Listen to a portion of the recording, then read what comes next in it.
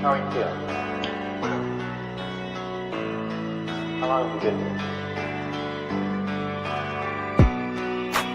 3 months, May 17th. And what brought you?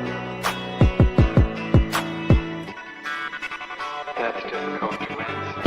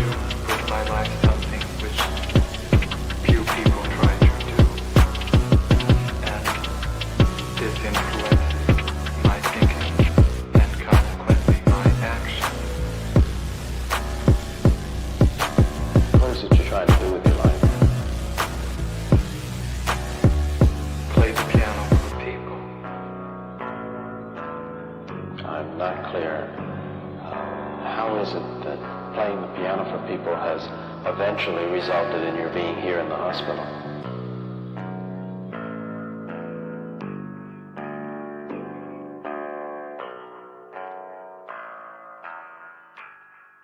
That's difficult to answer.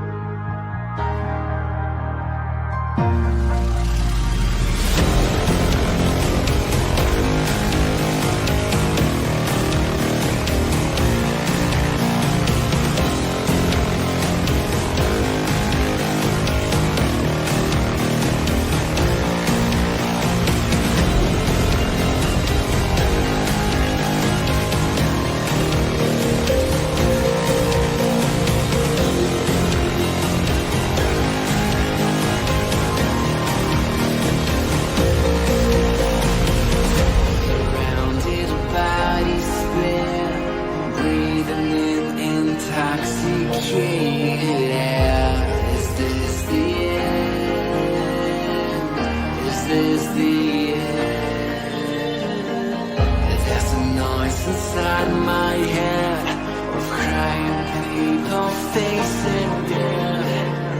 Is this the end?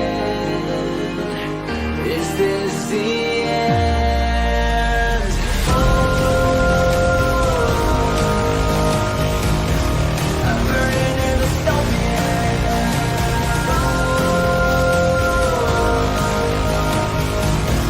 There's no place to hide.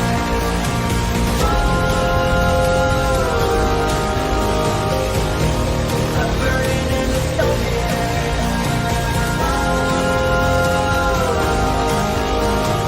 This is the final genocide. What have we done to the world?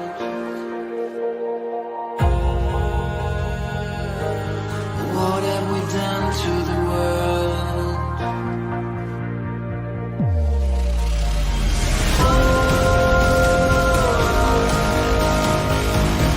I'm burning in the stone.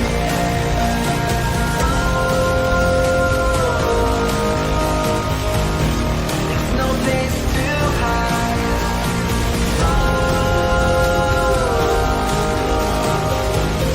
I'm burning in the stone. This is the final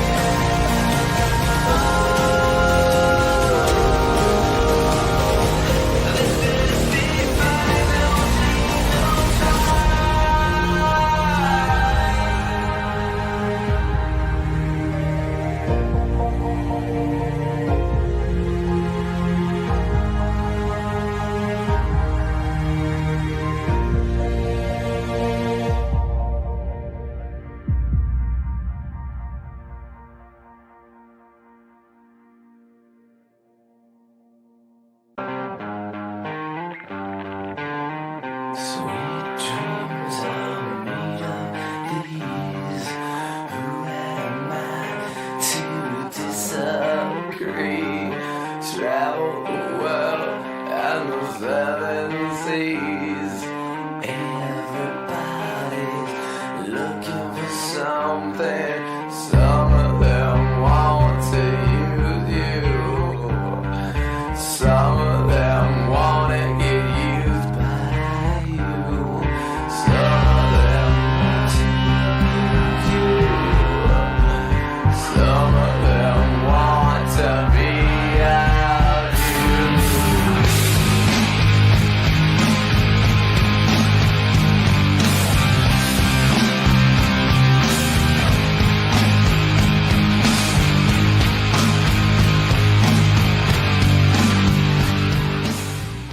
Who the fuck is Karlyn? She's just some sweet lady. She's like in a knitting. She does like a knitting stream.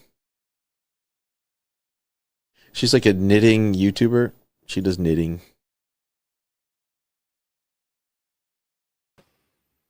What up, everyone? What up? What up? What up? What up? What up? How's everyone doing? How's your day going?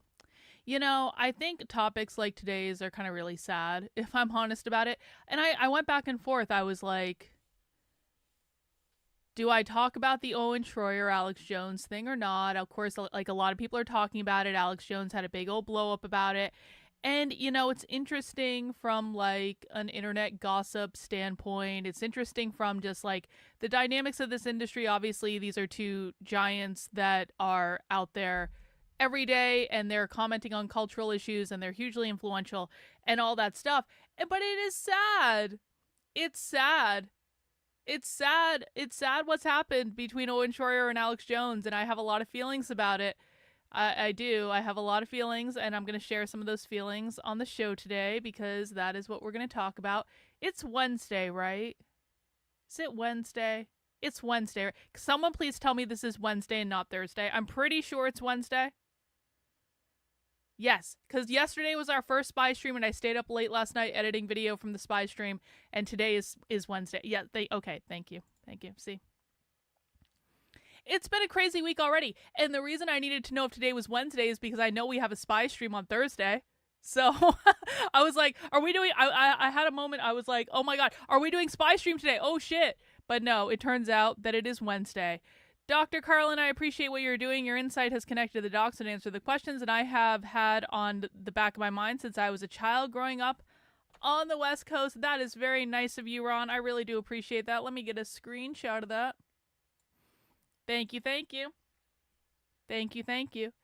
Well, we've got quite a bit of stuff to watch today, guys. We are going to be talking about the Owen Shroyer Alex Jones thing.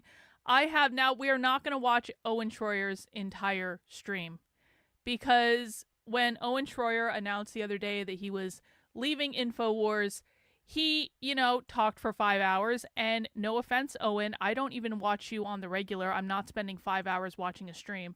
But I do want to watch the first little bit of it, and I have watched the first little bit of it. But I want to do it together, and I want to do it again. So Owen Shroyer basically did a stream the other night where he announced that after spending his entire career at InfoWars, he is leaving. He seemed to talk about, how he just got sick of Alex Jones's shit. He thought Alex was being disruptive on the show and stuff like that, and so he did a whole stream about it, and he played Fuel at the beginning, and we're just going to fast forward through that when I get ready to actually listen to him. And it was sad. And listen, I'm not the biggest Alex Jones fan and Owen Shroyer fan. I'm not the biggest InfoWars person. It's not that I don't watch InfoWars. I tune in every now and again, but I'm not tuning in every day. But these two have always kind of struck me as both being, rather genuine. I think Owen Shroyer is genuine. I may not agree with him on everything, but I think he is a genuine person. And I think that, I think that has to count for something. There are so few kind of people in this space that I think are authentic and genuine that, that even if I don't, watch you every day, I think that counts for something. And so I was sad to see that. And then Alex Jones, I also think is rather genuine. Alex Jones, I think, is a genuine person. I think that, it is undeniable what the man has built through sheer willpower. And I have no problem believing that Alex Jones was probably caught off guard with things that Owen Shroyer said. I have not watched any of Alex's 50-minute response yet, but I've heard about it. And, it's kind of like,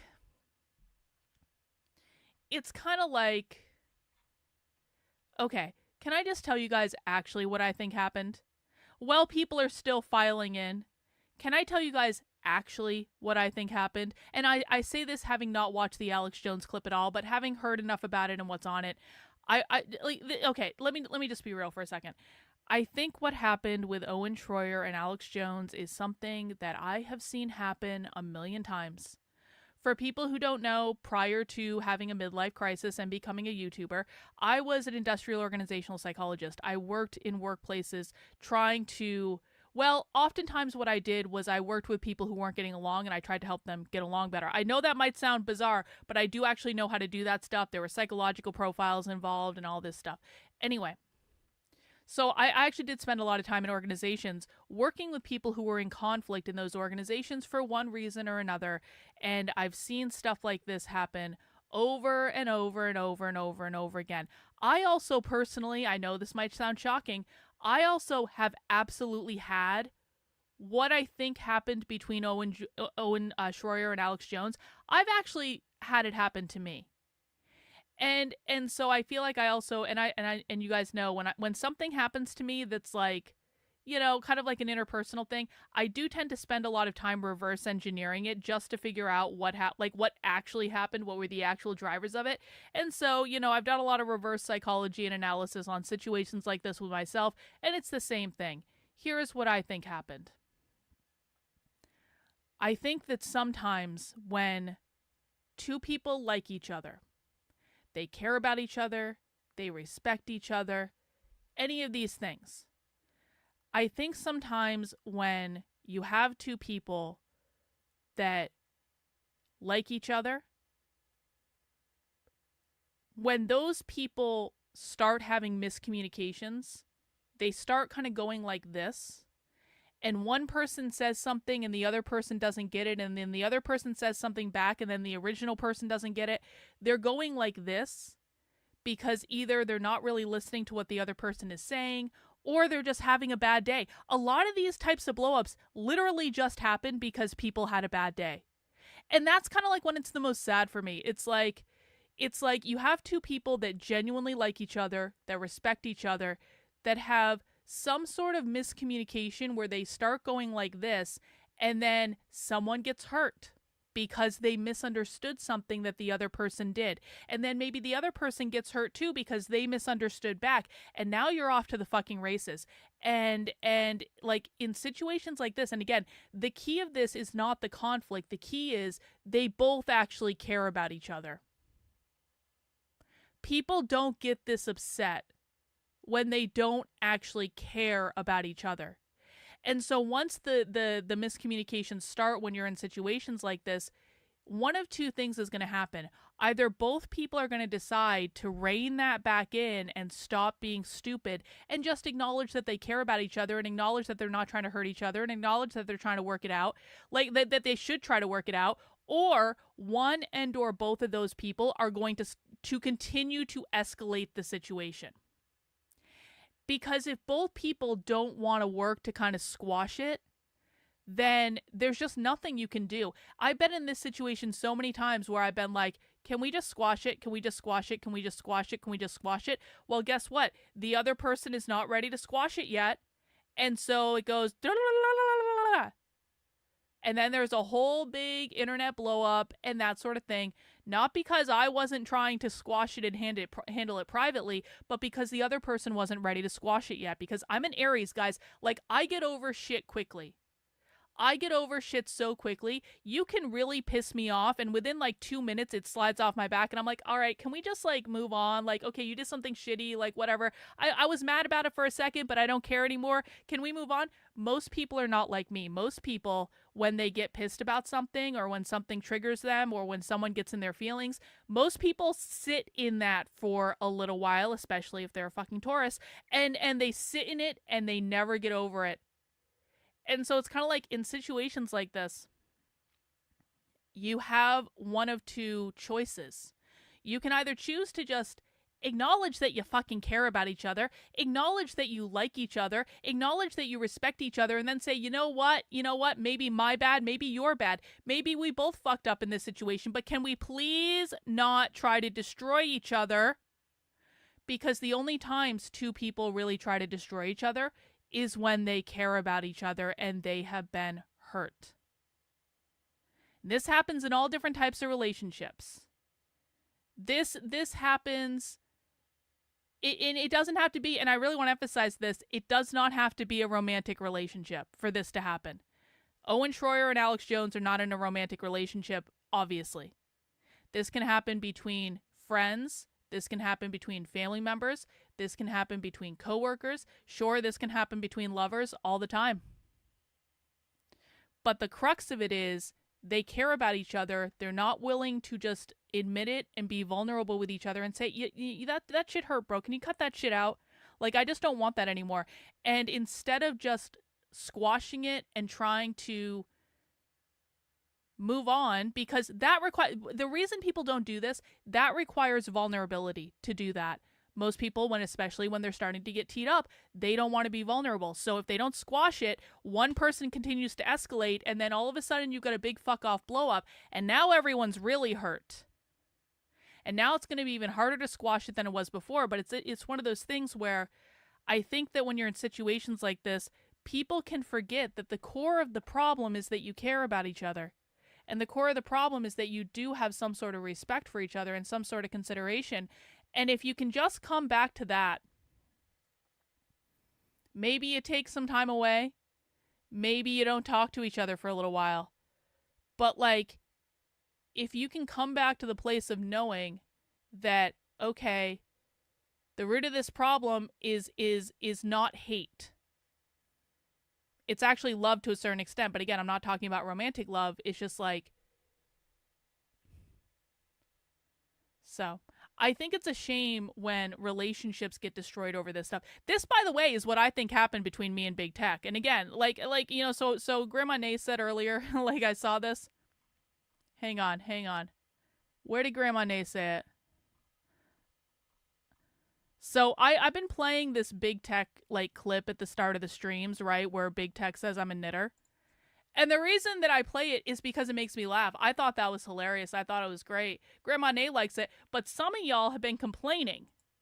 Some of y'all, every time I play that clip, there's complaining about it because there are many of you that don't like him. And I understand why you don't like him. Because, and if you don't know who he is, don't worry about it. I'm having a conversation with my regular audience right now. You can hang on.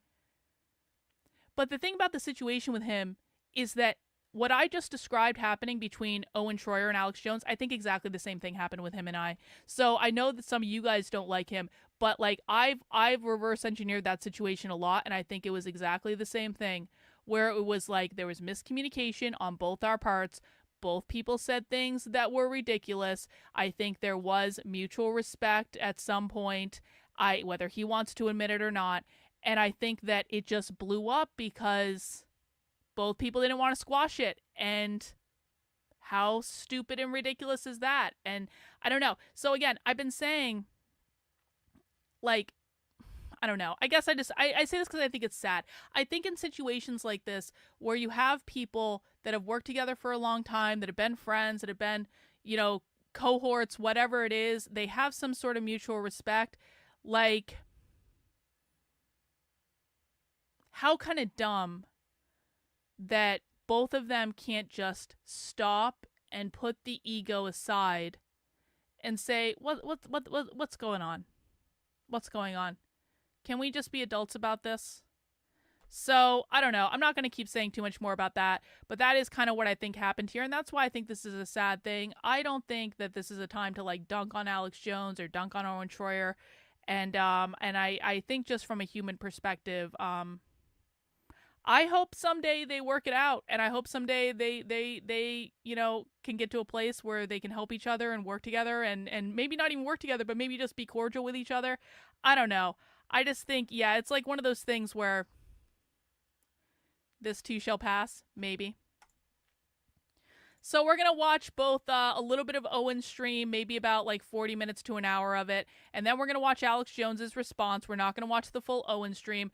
Before we get into that, I do have a couple things I want to remind people of. Now, number one, if you want to support the work I'm doing exposing the radical revolutionary far left, if you've never been to a socialism stream with me or you've never seen the far left coverage, I will show you things that is going on with the far left in this country that no one else is showing you. We're doing a little bit of a more pop culture stream today, just because sometimes it's nice to take a break from the far left. Last night we did do a spy stream. We went inside the Democratic Socialists of America organizing call. Lots of great information came out on that stream, including the perspective of the DSA in Los Angeles, in DC, in Chicago, in New York City, in obviously where they've got Zoran Mandami. They're even running people for city council all over the country. The DSA has raised over $75,000 to fund their local candidates in elections for city councils all over the country. And guys, the DSA is winning seats. And so if people think that that Zoran Mandami is the only DSA person that's being run right now, it's just not true. They're running city council seats all over the country. And not only are they doing that, they're phone banking on a national level to raise cash to pay for those city council runs. The DSA woman that's running for city council in Atlanta, she has raised, I shit you not, $170,000 just knocking on doors and asking for money in Atlanta. And she is running as a socialist. She is not running as a Democrat. She's not like doing what Zoran Mandami did, and he's a socialist, but he's running as a Democrat. This woman is running as a socialist in Atlanta, knocking on doors, asking for money to support her city council campaign or whatever it's called down there, and she has raised over $170,000. That should terrify everyone.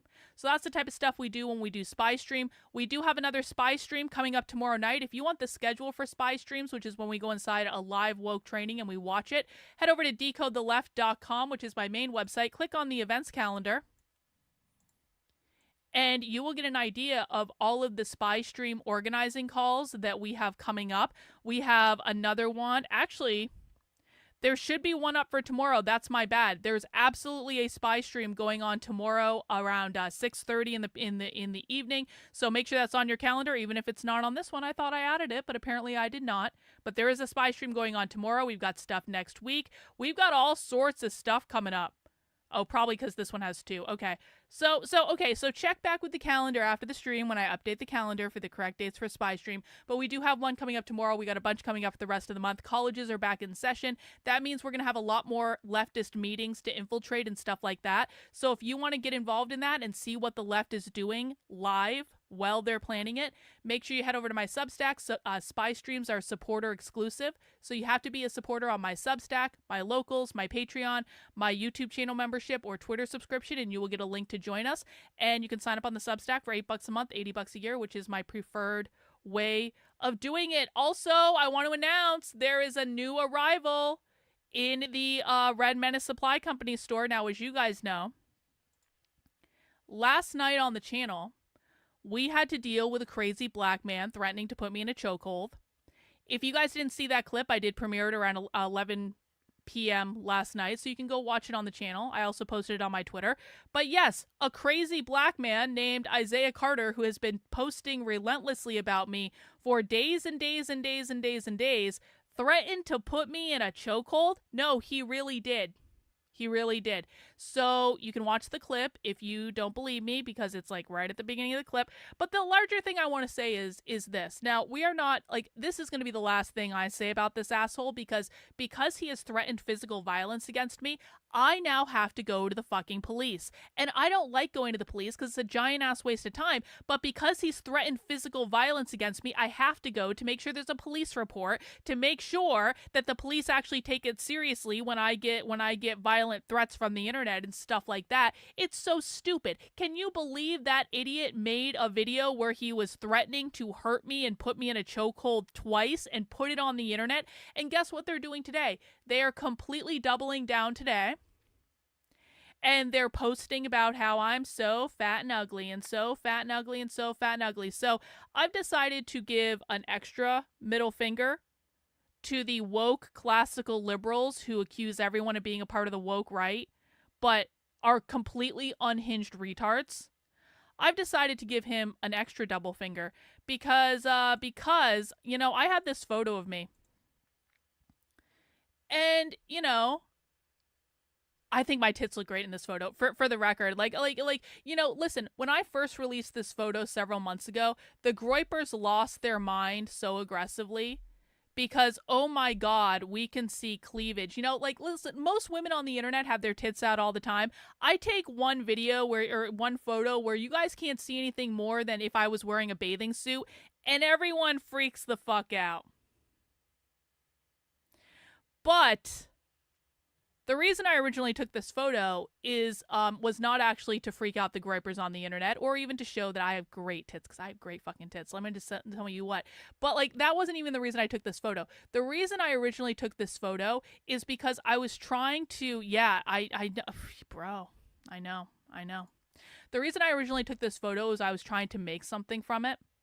And the thing I was originally trying to make didn't quite work out the way I thought it would, but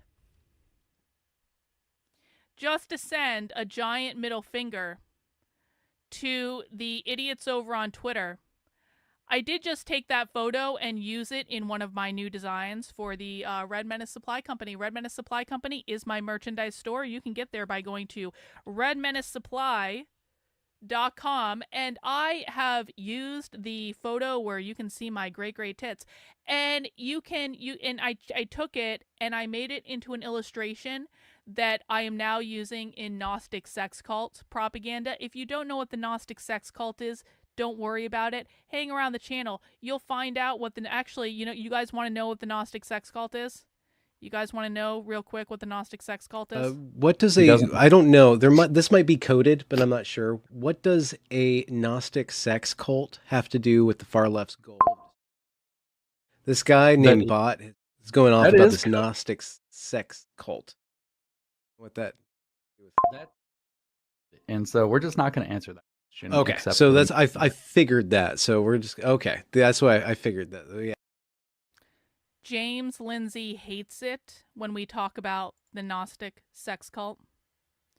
And so I decided to make a piece of Gnostic sex cult propaganda with me naked on it because you know what? Like, these people want to post on the internet about how I'm a narcissist all the time. Literally, that entire video where Isaiah Carter is being an angry black person and threatening to put me in a chokehold because he doesn't like me, he was calling me a narcissist the whole time. So I was sitting here at my desk thinking last night, and I'm like, what is the most narcissistic thing I can possibly do? What is like peak narcissism? These guys want to run around the internet calling me a narcissist all the time. You know what the most narcissistic thing I can do is I can take a picture of me with my tits out, they look great, and I can make a piece of propaganda of me with my tits out, and I can put Gnostic sex cult on it and make it look cool, and then I can have the gall to sell them on a t-shirt. Come on. That t-shirt looks rad. Come on. And it comes in red. And I did it in a lighter color. I did it in this olive color too, which I actually just thought looked like actually really cool. I don't normally like this color, but I just thought it looked really, really cool. That one. So yes, you guys can now buy a t-shirt with me illustrated on it with my tits out, and it says Gnostic Sex Cult, and it's awesome. And every time you guys buy one of these t-shirts, the angry black man that threatened to put me in a chokehold last night is gonna cry, sweet tears all over the internet because he can go fuck himself. So that's all. That's all. That's all. You can find that at redmenacesupply.com. Let's get into the Owen video, shall we? You guys have been waiting long enough. Everyone, please make sure you mount the like button for me. Everyone, please make sure you are subscribed to the channel. Chat in, let us know what you think. And we are going to start off the Alex Jones versus Owen Shroyer feud today by hearing what Owen Shroyer had to say about it. So I'll put the chat on the screen so you guys can see your comments on the screen. Let's get this party started. That it's done. I will not be on InfoWars. I don't know if ever again. Won't be hosting the War Room this week. And I don't really know what else there is to say about that. Other than it's not how I wanted it to be, but I was left with no choice. I was left with no choice. Now, I don't know how Alex wants to handle it. Honestly, I hope that he just doesn't talk about it at all. And people might view that as like a bad thing or a negative thing. I don't think so.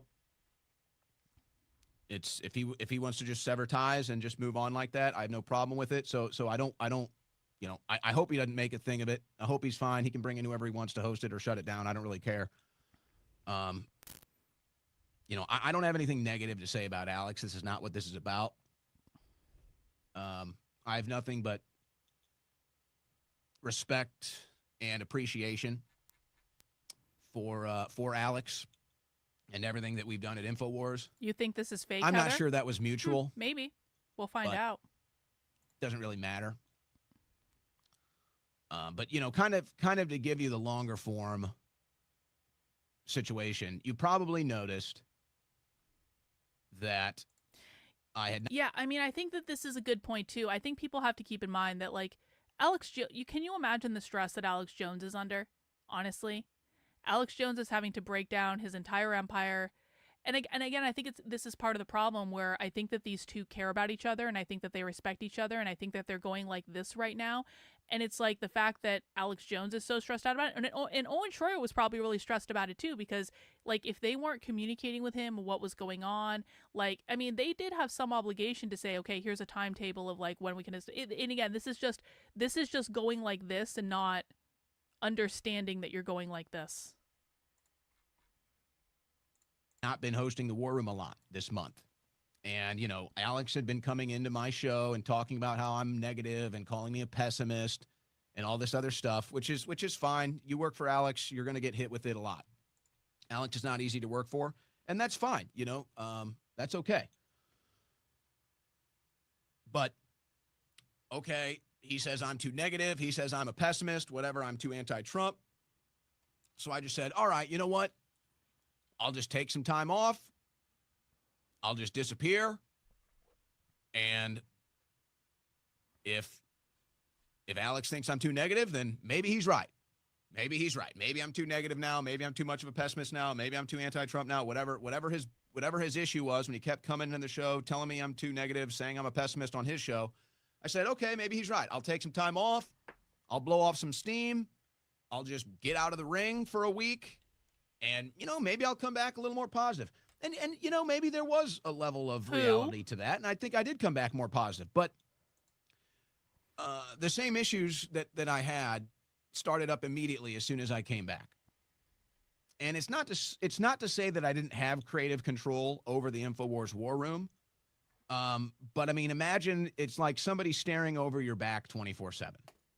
And so every single day that I came back, it was either a guest that I was told I had on at the last minute, or it was, him coming into the studio. He wants me to cover this. He wants me to cover that. Or I have to host his show for him because he's not in. So there's nothing consistent for me.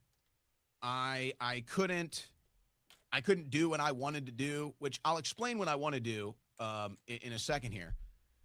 So whatever. So I'm going through it again last week, and then Wednesday last week happens. And this is really where I think for me it was like, okay, if this is how it's going to go, really what happened Wednesday and Thursday. So Wednesday was the school shooting. And we get the exclusive with Kyle Seraphin from his Fed source at about 9 or 10 o'clock in the morning. Now, we get this information. We have the images. We have the name. The crew has already archived all of the online content, the manifestos, the videos. So, I mean, we got it. We got it. Now, I was supposed to host the show, but obviously we get this exclusive. So Alex wanted to host the show. So I'm like, okay, well, great. All right, so let's do this. So it's like, here we go. I'm riding with Alex again, folks. We're firing up the Millennium Falcon again. We're going into the info war. We're taking out a Death Star again. And I know that this is hard for people to understand from the outside looking in. And I don't say that from an arrogant standpoint. I'm just trying to explain to you what it's like here. So when he... Hang on. Do I ever chunky knit? Very rarely. I really like fingering weight yarn for some reason. Sometimes I do. But I just want to remind everyone, welcome if you are new to the channel. Please make sure you mount the like button for me. There's a shocking disparity between the number of people who are watching right now and the number of people who have mounted the like button. If you don't feel comfortable mounting the like button because you just got here and you're just still getting to know the like button, you can give the like button a high five, you can shake the like button's hand, you can give the like button a kiss on the cheek, you can give the like button a slap on the ass. You can do whatever you want to the like button, but I need to see those numbers come up. Those are rookie numbers, folks. Listen, it helps the channel.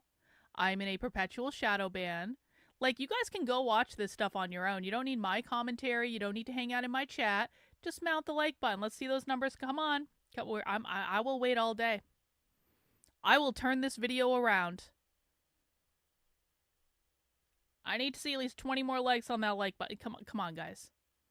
Okay, I'll just sit here and knit. We don't have to watch the video. We don't have to watch the video. It's fine. We don't have to watch the video. There's going to inevitably be someone like that's watching right now is like, this bitch, why doesn't she just play the video? And to them I would say, good sir, you are welcome to go find the video over on Twitter and watch it on your own. You're welcome to do that. That's totally fine. There we go. Thank you. When he's coming on Wednesday, the Jones show that I'm hosting, and he's like, we've got the exclusive, we're going to break this. Everyone knows we're going to get burned. Okay? I mean, I don't know about Kyle. He's still kind of relatively new to the media, but he's a Fed, so he's a tough guy. He wears big boy pants. But everybody in InfoWars knew, oh, here's a school shooting. We've got the exclusive. We're going to destroy the cover-up. Like, everyone knew we were going to get burned. Everybody knew we were going to get burned for this. And I said, all right, Alex, I'm going into the fire again with you. Let's do it. So we did it. We did it. Well, we broke the big exclusive. It's. You see, the thing is, you must be new here. You must be new here. So let me introduce you to my community. We are an exclusive community. I'm not trying to appeal to every retard on the internet. If someone doesn't want to do the courtesy of mounting the like button and they want to have a hissy fit about it instead, they can leave. I mean that. I'm not trying to be the biggest streamer on the internet. What I am trying to do is create an exclusive community of people who appreciate the things I care about, and we have 2 rules in this community for everyone that's new to my chat. Number 1, don't be a dick. Do not insult me. Do not insult other people in the chat. You can insult the people on the screen. I don't really care. But you will not insult me. You will not insult the people in the chat. We keep a nice environment here. Number 2, no whining. If you have feelings about something, go whine somewhere else. I don't really want to hear it. So. And I appreciate you doing the thumbs up. It's very likely that if it wasn't for us that day, you never heard about the trans shooter. You never saw the videos, the manifesto, or any of it. It's very likely that that's the case. But we knew we would get burned. We've been down this road before, especially on that issue. You're guaranteed you're getting burned. You're either getting sued or you're getting censored or you're getting the negative headlines. So before the show is even over, there's multiple headlines printed up. Owen Shroyer celebrates mass shooting. Owen Shroyer celebrates dead kids. I might get to that later on. Whatever, it's par for the course. So there you go. So I got burned.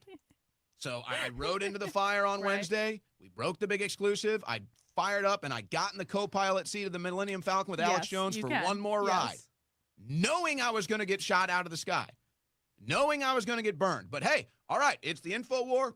I said, all right, Alex, you want me? Let's go. Let's do it. And we did it. And we fucking did it. And then I get the negative headlines. Okay, fine. I anticipated that. And then the next day, I have to deal with the same stuff of him breaking into the show. He's on a speakerphone, and he's asked the crew to bring him in. It's just a cluster. It's just a cluster bomb. So I had prepared a 3-hour show. I thought since we just did what we did the day before that I could do a 3-hour show and babysitter wouldn't be looking over my shoulder. I was wrong. It happened, and I just said, I'm out. I'm just done. So if you don't want me to do the show, you can do it. And I think he ended up posting the rest of his show. I don't even know if I want to get any more details with that. But, so that was it. So I walked off the show Thursday.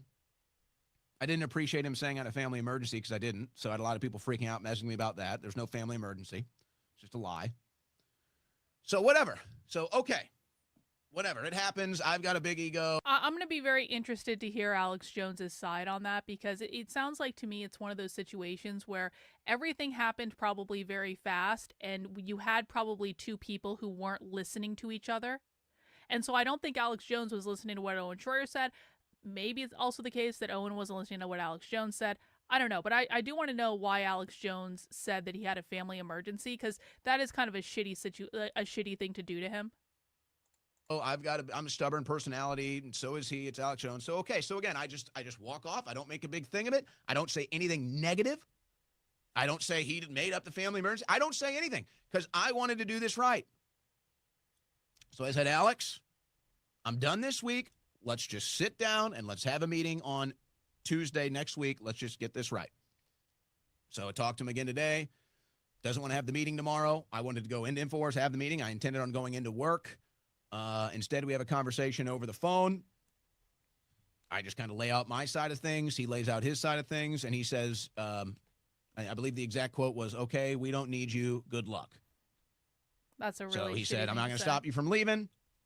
I said, Alex, I want to do it right. I want to do it on your airwaves. I want to come in this week. I want to announce it. Like, I want it to all be positive. Like, I don't want this to turn into a negative thing. And he just said, nope, don't worry about it. Don't come in. Good luck. You know, you can do your own thing. So, okay. So that's how it went. Now, that's it as far as I'm concerned. So I'm not going to be going back in. I'm not going to be hosting the War Room. He could have easily had me in to announce it on his show. I would have been happy. I would have been more than happy to do it. Again, that's what I wanted. It meant a lot to me, folks. I didn't want to be doing it. What I'm betting might have happened is, so Owen is pissed off at Alex Jones. Owen is trying to find a way. This is how it reads to me. Owen was doing something with the show. Alex came and disrupted it. Owen got pissed off. He literally just wanted to do a show, and Alex was causing problems. Alex, because he's dumb about some things. Listen, I think Alex Jones is very, very smart. I think Alex Jones is dumb about some things. And so Alex Jones, because he's dumb about some things, doesn't get that he's pissing Owen Shroyer off by continuing to disrupt his show and not allowing him to do what he wants to do. And so Owen is pissed off. He's ready to walk out. He doesn't know when InfoWars is even going to be done because they haven't been communicating to him.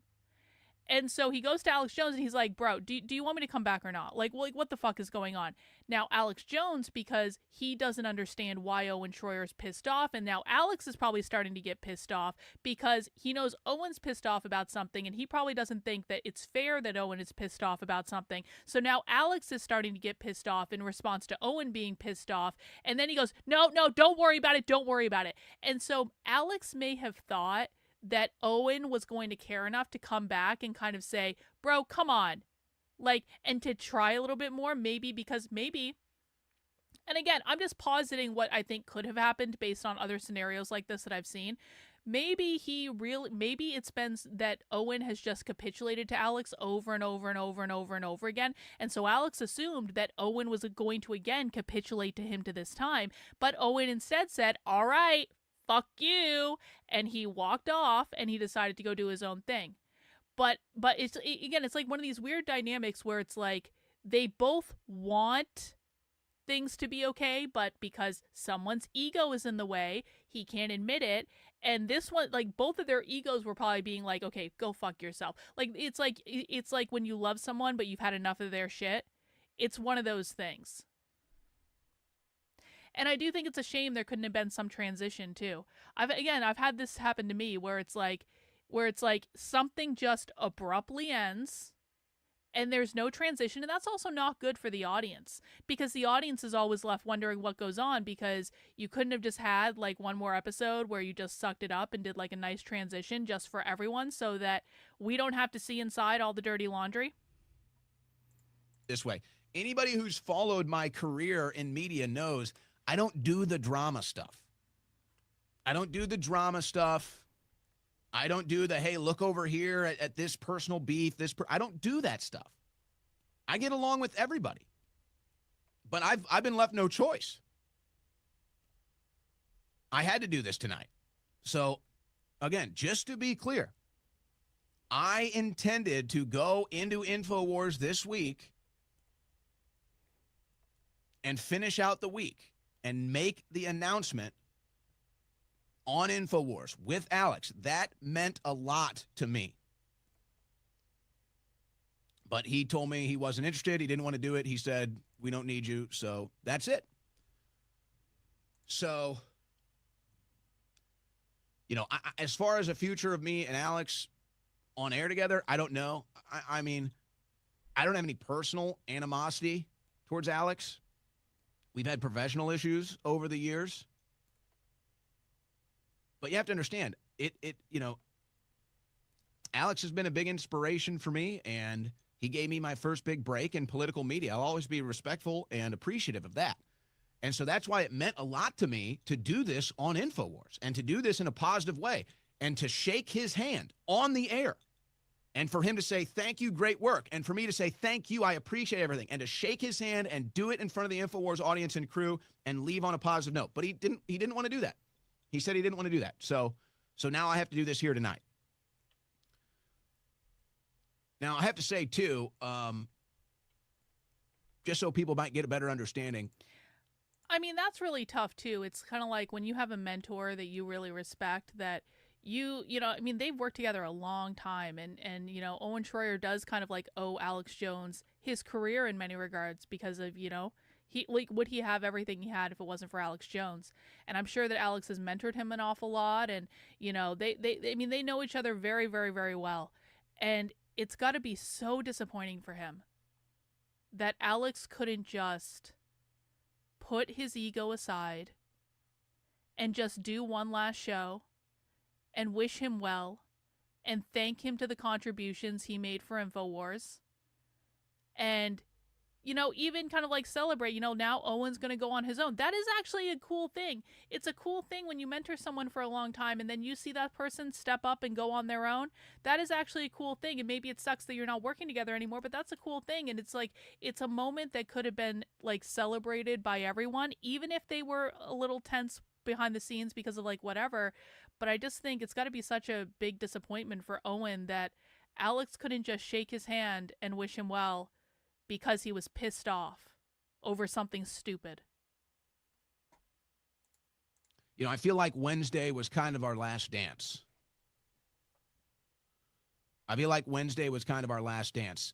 And if you've seen the documentary called The Last Dance about Michael Jordan and the 96 Bulls, or the Bulls franchise, the dynasty, you might get a better idea of what it's like working for Alex Jones. I made a mistake in my knitting. And you can watch and you listen to people talk about how Michael Jordan is an asshole and Michael Jordan is hard to play for and nobody wants to play with him and he's a jerk and he's got the highest expectations and all this stuff. And it's just like, well, I like that. I mean, that's how Alex Jones is, folks. Yeah, I like Alex that too. Jones is hard to work for. He demands championships. He demands the best. Now, some people can deal with that. Some people can't. But I feel like Wednesday was our last dance. I feel like Wednesday was our last dance. We went out there. We fired up the Millennium Falcon. We got our final championship. We got our final big victory. We broke the big story. And then if you understand, just like in the documentary, everything kind of just blows up after that. So I don't know. I tried my best to go down with the ship at InfoWars. That was also very meaningful to me. But that just became an impossibility because I don't even know what's really going on, quite frankly. I'm not sure anybody does. So I don't know. InfoWars could be off air this week. InfoWars could be off air next year. I have no idea, but I can no longer, I'm at a point now in my life where I can no longer play that game of committing to go down with the ship because I got other issues. And I've been extremely loyal to Alex, overly loyal to Alex and InfoWars. And I'm okay with that. You know, I was a corporate man. I was a network man. And I was proud to play for, as I view it, the Yankees, the best ever, InfoWars. I was proud of that. And I still am. I have no regrets.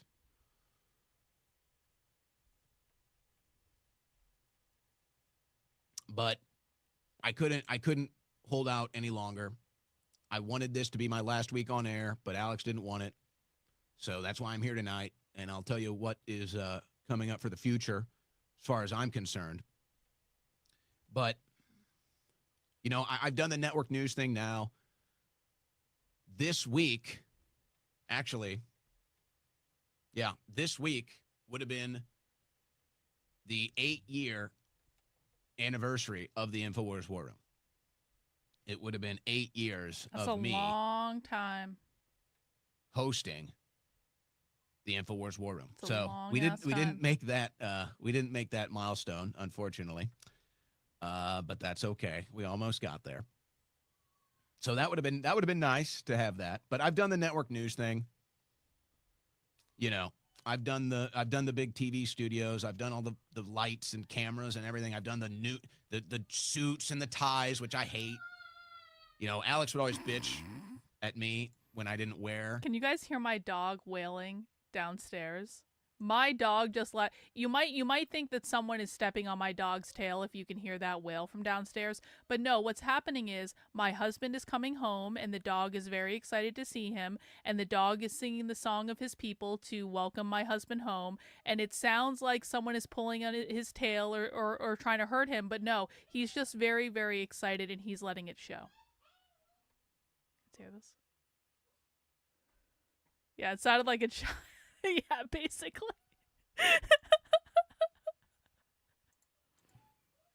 The suit and tie, which that used to be in the InfoWars budget when I first started there. They would pay for your attire so you could dress up and look nice, but they cut husband that walking in in the door right now. 2018. And again, I don't even blame Alex for this stuff because of the lawsuits. You know, he has very little control over a lot of this stuff because of the lawfare against him. But okay, I've done the TV news thing. That's not really who I am. I'm not a network guy. I'm not a TV guy. But I'll explain more of that coming up about where I want to go.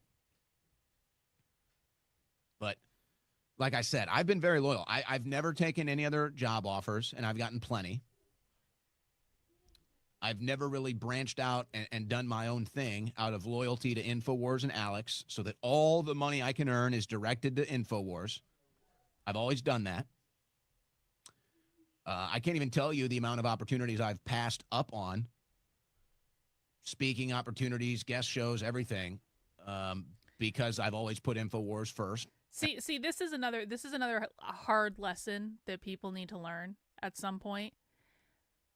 Do not ever, no matter how much you love your boss, no matter how much you love your job, no matter how much you think the good times will never end, do not ever put an employer over yourself. Do not, if you work for someone else, it doesn't matter how good that relationship is. At some point, that relationship can go south. And I've seen this happen over and over and over again. And then the person who put the employer over themselves is like, what the fuck did I even do that for? How many opportunities? This happened to me more times than I can tell you, where, I always wanted to think the best of the people that I worked for. And I always would put, my priorities to them over things that were important to me and things I wanted to build. And then inevitably, almost every single time, they end up stabbing you in the back, and they end up showing you that they were never worth the loyalty that you gave them in the first place. Do not ever put someone over yourself. If you have an opportunity that's going to help you, that you can figure out a way to do that thing and still fulfill your obligations to your employer, you take the opportunity, especially if it's exciting for you. If it's not exciting, then don't do it. But you always have to put yourself first, because someday, and it might come quickly and it might come a lot faster and more suddenly than you think, you will be on your own. And then you're only going to have your own experiences and your own connections to fall back on. And your employer is not going to have any bad feelings about kicking you out. I promise you. I used to help employers fire people. And when I say help, I mean, I would coach the people after they got fired. And it was one of those things where it was like, I knew it was coming. And it was like, and in many cases, it was very unfair. And I would always try to get the employers to do as much of the right thing as I possibly could, giving severance, giving, that sort of thing to like help them on to their next step, because I think that that's the right thing to do. When someone has worked for you for a while and you're yanking the rug out from under them, you need to take care of them. You need to step up and do the right thing. And if you're not willing to do that, then fuck you, honestly. But I've seen employers do this so many times, and it's just like, you guys, if you've never been in the room when those conversations happen, they treat their employees so callously. They don't even treat them like human beings. So never put an employer over yourself. Never. I've always said my first priority is going to be to host the War Room every day.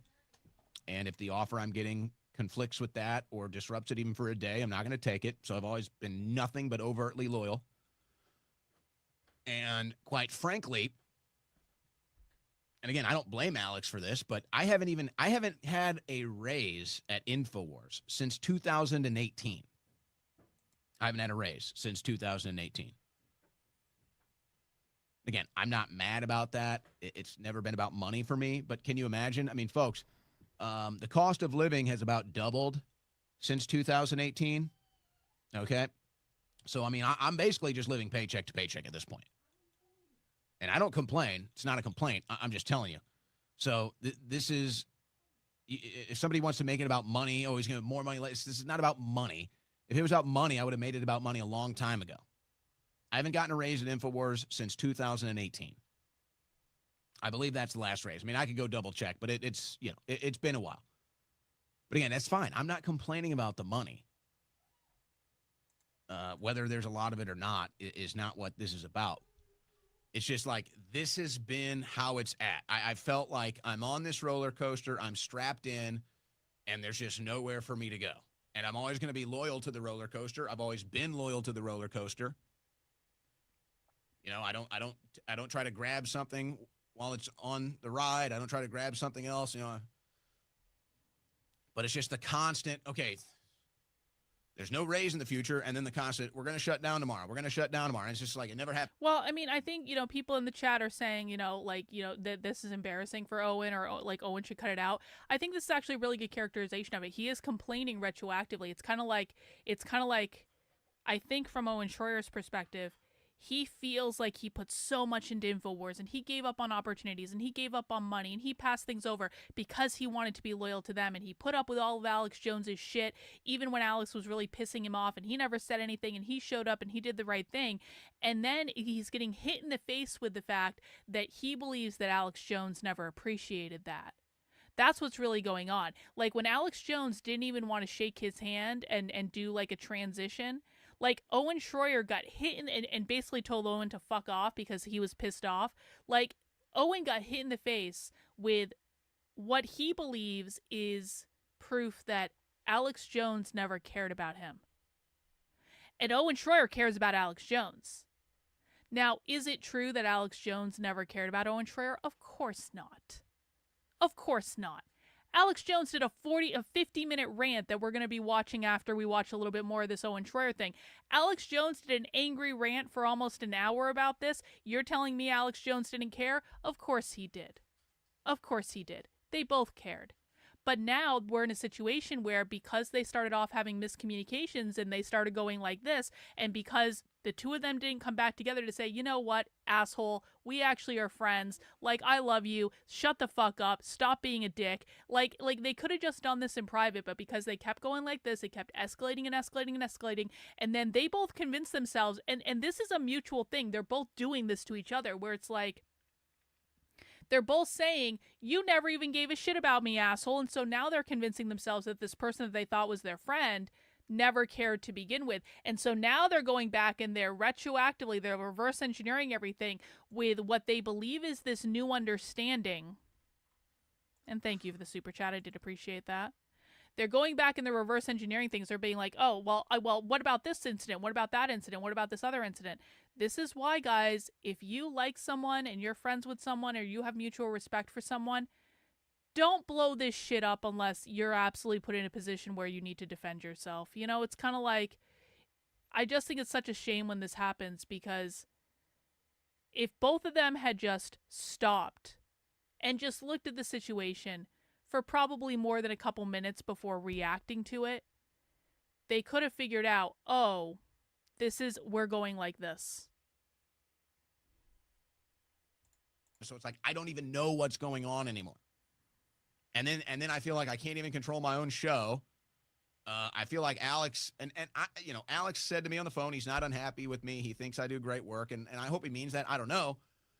But it's just like, when he's constantly disrupting the show and constantly telling me what to cover and constantly telling me the guests, it just feels like I have no control anymore. And you have to understand, the other thing about being in network news is you end up associating with things or people or subjects that you might not otherwise associate with.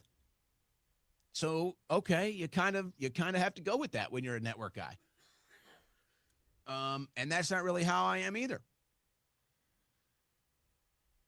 Now, on that point, I suppose I can get into the future here. And then I'll make an announcement.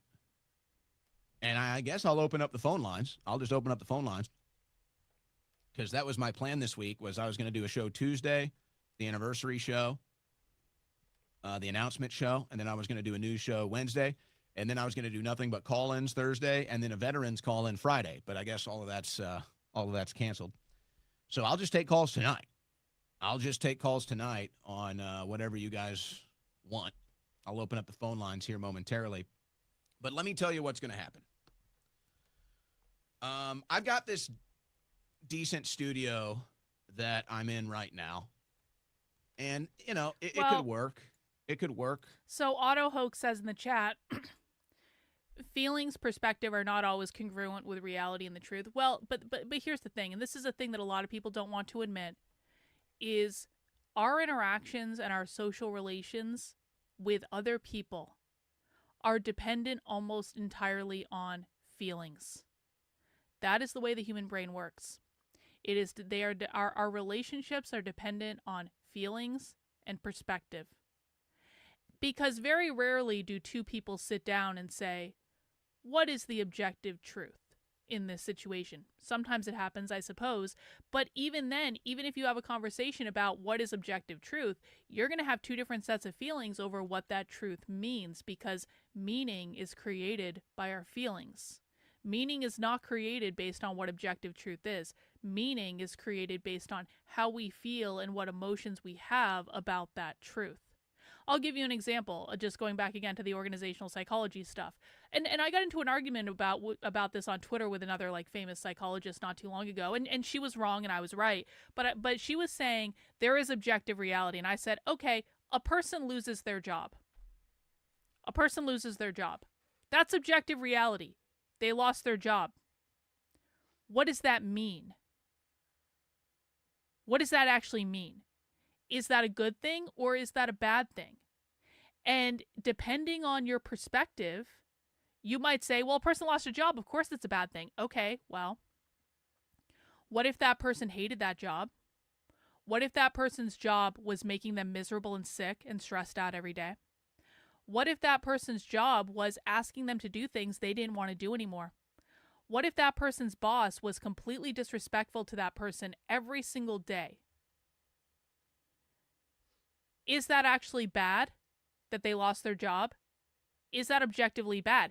Or might that person be saying, bro, this is giving me a new life. Now I can go do something else. Maybe they felt chained to that job for whatever reason. So is my mic is StreamYard messing with my microphone volume again? Oh. StreamYard has been doing this lately. How is my microphone volume? Do I need to turn it up? This is not my fault. StreamYard has been doing this to me lately. Oh, other people hear me okay? Well, you guys let me know in the chat if I need to turn the volume up or down, because StreamYard has been messing with my mic volume lately, and I don't know what I'm doing. I don't know what's causing it. Anyway, so my point here is this: like Owen and Alex's ability to communicate in this situation depends on them dealing with the feelings that they have about this situation. The feelings they have about this situation are feelings of betrayal, are feelings of probably surprise. I think that both of them were probably a little surprised about how this all played out. It probably happened very quickly. They needed to adjust to the idea. And again, if they had just stepped back and just let it breathe for a second before running around and insulting each other or making assumptions about each other or anything like that, maybe this just could have been mitigated a lot better. Just fine. And it does for the most part. But I'd like to build something bigger. You know, I think that this is a nice studio for kind of a secondary broadcast option.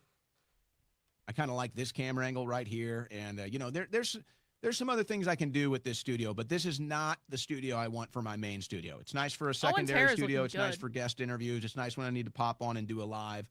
But I'd really like to build something a lot bigger, a lot more professional. I'd like to build something that is way more radio-centric than TV-centric. If you're not in the industry, then that might not mean much to you. But basically, I don't want all the TV lights. I hate all the TV lights. Actually, this is a really good observation. This is so much like a dad who cares a little too much about a son, where his advice becomes overbearing and tyrannical, and the son quietly simmers like a volcano because he fears dad won't. That is actually like a perfect analogy. Well done. They burn my corneas every day. I hate all the cameras. I hate the big TV studio space. I don't like the big TV. I don't like it. I don't like TV. I don't like network TV. I don't like the presentation. I'm more of a radio guy. So what I'm going to do is I'm going to build a professional radio style studio, probably with maybe 2 or 3, 4 cameras. But it's not going to be like a TV show presentation at all. It's going to be more of a radio show presentation. And if you're tuning in, it's because you want to listen to me cover news. Now, I'll still have the multimedia aspect, and we can still pull stuff up on screen and everything else. But so I need to build a new studio. I also probably need to move to do that. I need to move out of Travis County. I need to move out of Austin because I just get sued left and right here. because when you're in Travis County, you're just legal lawsuit bait because they know they can get you into the courts here that are all just big left-wing Democrat activists. So I'm just sitting bait here. I'm in a big legal defense right now. They're trying to Jones me. They're trying to take everything I own, trying to take every That's dollar I have. crazy. So they're trying to Jones me right now too. So I'm in that legal defense. But, I'm told not to talk about it. But I guess I can talk about it now. I was never supposed to talk about it before because it was bad for ratings or whatever. So I was never supposed to talk about it. But now I can. Now I can. They're trying to Jones me. They're trying to sue me for everything. They're trying to sue me for everything I own. So same lawyer, same group, same BS. They're trying to Jones me now too. But now I guess I can talk about it. So I got to get out of Travis County. So really, I'm taking a big leap of faith, to be quite frank, and that's okay because I've prayed on it, and God has told me that this is the right thing to do. Again, I was the stubborn one. I was the stubborn one sticking around as long as possible. I was the stubborn one that wanted to go down with the ship. I was the stubborn one that wanted to ride or die with Alex. But it's like it's already dead now. There's no more riding. It's just dying. So yeah, I'm taking a big leap of faith. I'm basically going all in. I'm going to sell my cars. I'm going to sell my house, and I'm hopefully going to find a house south of Austin, not in Travis County, but probably somewhere south or north of Austin in a neighboring county, either Hayes or Williamson. And I'm going to build a big professional radio studio. And I'm still kind of in the early phases since this all just happened today. But I'm going to launch a news network. I already have it ready to go. It's going to be called the WIN Network. It's the World Independent News. Can I just tell you guys? Listen. I think Owen Shroyer is going to be successful no matter what he does. I'm really not trying to shit on Owen Shroyer, but this is so cheesy. It's so cheesy and cringe, but I also kind of love it. You know what? This is awful, but the first thing I thought of when I saw this logo when I watched this was like, does anyone remember the Weekly World News? Were there any Weekly World News readers in the crowd? If you missed the Weekly World News, you missed out. The Weekly World News was like the best thing ever. It was a supermarket tabloid, but they had all these crazy stories about like Bat Boy and Bigfoot and stuff like that. And when I first saw that logo, I was like, that reminds me and it may not even look like it. I don't even remember. I haven't looked at the Weekly World News in years, but it reminded me of like the Weekly World News, and that was the first thing I thought of. And I was like, okay, that's actually, you know what? Maybe it's perfect. Maybe I can think it's cheesy and cringe, but also maybe it's perfect. You thought the same thing? And this is kind of just a mock-up logo that I had as a mic flag. But I anticipate I'm glad it wasn't just me. The Owen Report will be live on the WIN Network in October. I think that it'll probably take a month for me to get everything done. So that includes just all of the technical stuff, the mechanical stuff, and then, getting an operation that can fund itself. Because I don't really want to do, I don't want to do the permanent going out of business sale. I don't want to do the permanent, you need this to save the world sale strategies. I don't want to constantly be doing fundraisers either. I want to do more of a traditional style, which is we have sponsors that fund our operation. And, having said that, I want to cover news. That's what I want to do. I want to cover news. And so, here's an example. Thursday.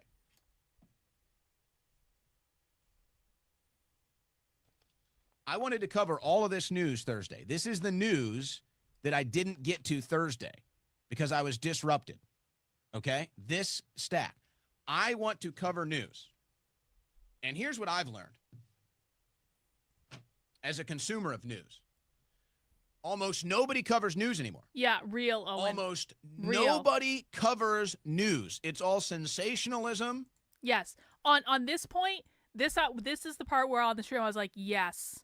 can someone please just cover news? Like, every fucking media outlet is nothing more than a propaganda rag now. Every single one. Like, I can't even look. Even like the fucking New York Post. Does anyone follow the New York Post? The New York Post is basically a Manhattan Institute propaganda rag now.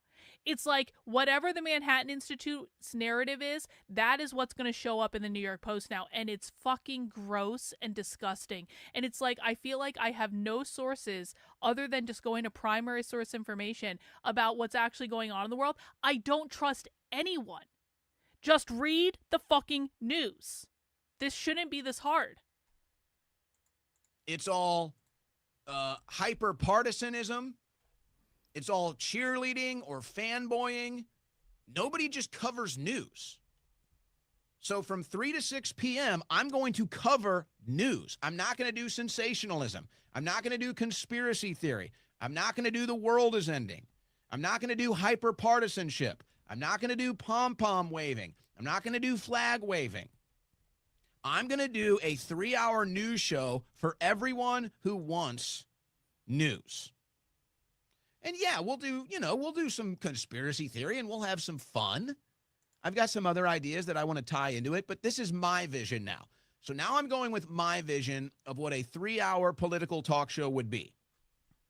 I've done the InfoWars vision. What an honor it was. Unbelievable what we were able to accomplish. We literally changed the world. But now it's time for my vision. So I'm anticipating the Owen report will launch. I'd say soft launch date would be Monday, October 6th, if I have my schedule right. Let me look at the calendar, but I believe that that's where we would be. Yeah, October 6th, I would say, as a soft launch date. Monday, October 6th, the Owen report on the WIN network. Now, it could happen before that, but what I'm going to do in September, while I'm, doing some organization as far as funding is concerned, and getting the studio set up and the technical and the mechanical stuff of it all, and the promotional stuff as well. I'm basically gonna have to carry this weight all by myself. I'll have some people helping me, and I'll give them a lot of love and a lot of shout outs. Like, I see a lot of people in the chat today making some donations, like my good friend Albert. Really appreciate you guys. We'll address that later. So what I think I'm going to do in September, while I'm building WIN Network and while I'm building the Owen report up, I think what I'm going to do in September is I'm going to do a lot of just quick reports on X, where I just take a news story and I just cover it on X, like 2-3 minutes on a specific story, maybe a couple videos a day. And then what I really hope to do is a bit of a media tour, where a lot of the invitations on a lot of these big shows that I've just been rejecting for years because I didn't want to miss a single InfoWars show. I didn't want to miss a single war room. So I've just been passing on all these opportunities for years. I'm going to take some of them now. So I'll probably be traveling to Florida. I'll probably be traveling to Vegas, maybe Dallas, maybe New York. But I'm going to do maybe DC, but I'm actually going to do some of these shows that I've been rejecting for years, as kind of a media tour to announce that I'm launching a new network. And of course, doing all of this while potentially also moving and building a new studio. So I'm looking forward to the challenge. I spoke to a friend before the show. They asked me how I felt, and I said, I don't even know how to explain that, except I feel like I haven't felt in a decade. Yeah. I feel like I have not felt in 10 years. Mm-hmm. And I don't know if that's a feeling of control, a feeling of the unknown, a feeling of freedom, a feeling of fear. I don't know, but it's something I haven't felt in a long time. And it's the feeling that most people get when they finally go on their own after they spend a lifetime working for someone else. I felt exactly the same thing when I got myself fired from the last job working for someone else that I ever had. And I purposefully got myself fired. I knew I had a plan. I had, all this stuff set up, and I knew I was going to go on my own. And I promised my husband I wouldn't quit. And then I got myself fired. And, and it's like a mix of like on one hand, you're like, oh shit. And on the other hand, you're like, damn, this is actually fucking awesome. And I've talked to a lot of people about this that have gone on their own after working for someone else for a long time, and it's kind of exactly the same thing. It's like that mix of adrenaline and excitement and like relief, to be honest. The relief, like one of the things that I kind of like appreciate about this video with Owen is you can see the relief. It's like he has probably had this vision in his head for what he wanted to do for so long, maybe in bits and pieces. There were a lot of things he didn't like about InfoWars. He didn't like the big lights. He wanted to do more of a radio setup. He wanted to report the news. Alex Jones wanted him to do something different. He wants to be able to speak his mind without Alex busting into the show and interrupting him and all this stuff. He wants to be able to have on the guests he wants to have on. He wants to be able to take opportunities. He wants to be able to do all this stuff. And it's like he's probably had this vision in his head for a while, but because he felt so loyal to Alex, he held himself back from going after what he wanted. And now he can actually do it. And maybe it didn't kind of pan out in the way that he hoped it would or the way that he thought it would or any of that. But once the break kind of happens, it's like this wave of just like relief and adrenaline and excitement and a little bit of fear all rolled up into one. But sometimes fresh starts can be the very best thing that could ever happen to us. You know, I'm 36 years old, and I think I've had quite a bit of experience for a 36-year-old in media. And, you know, I think that a lot of the things I've learned along the way, I'm going to finally be able to implement and to use in my own way and in my own creative delivery, if you will.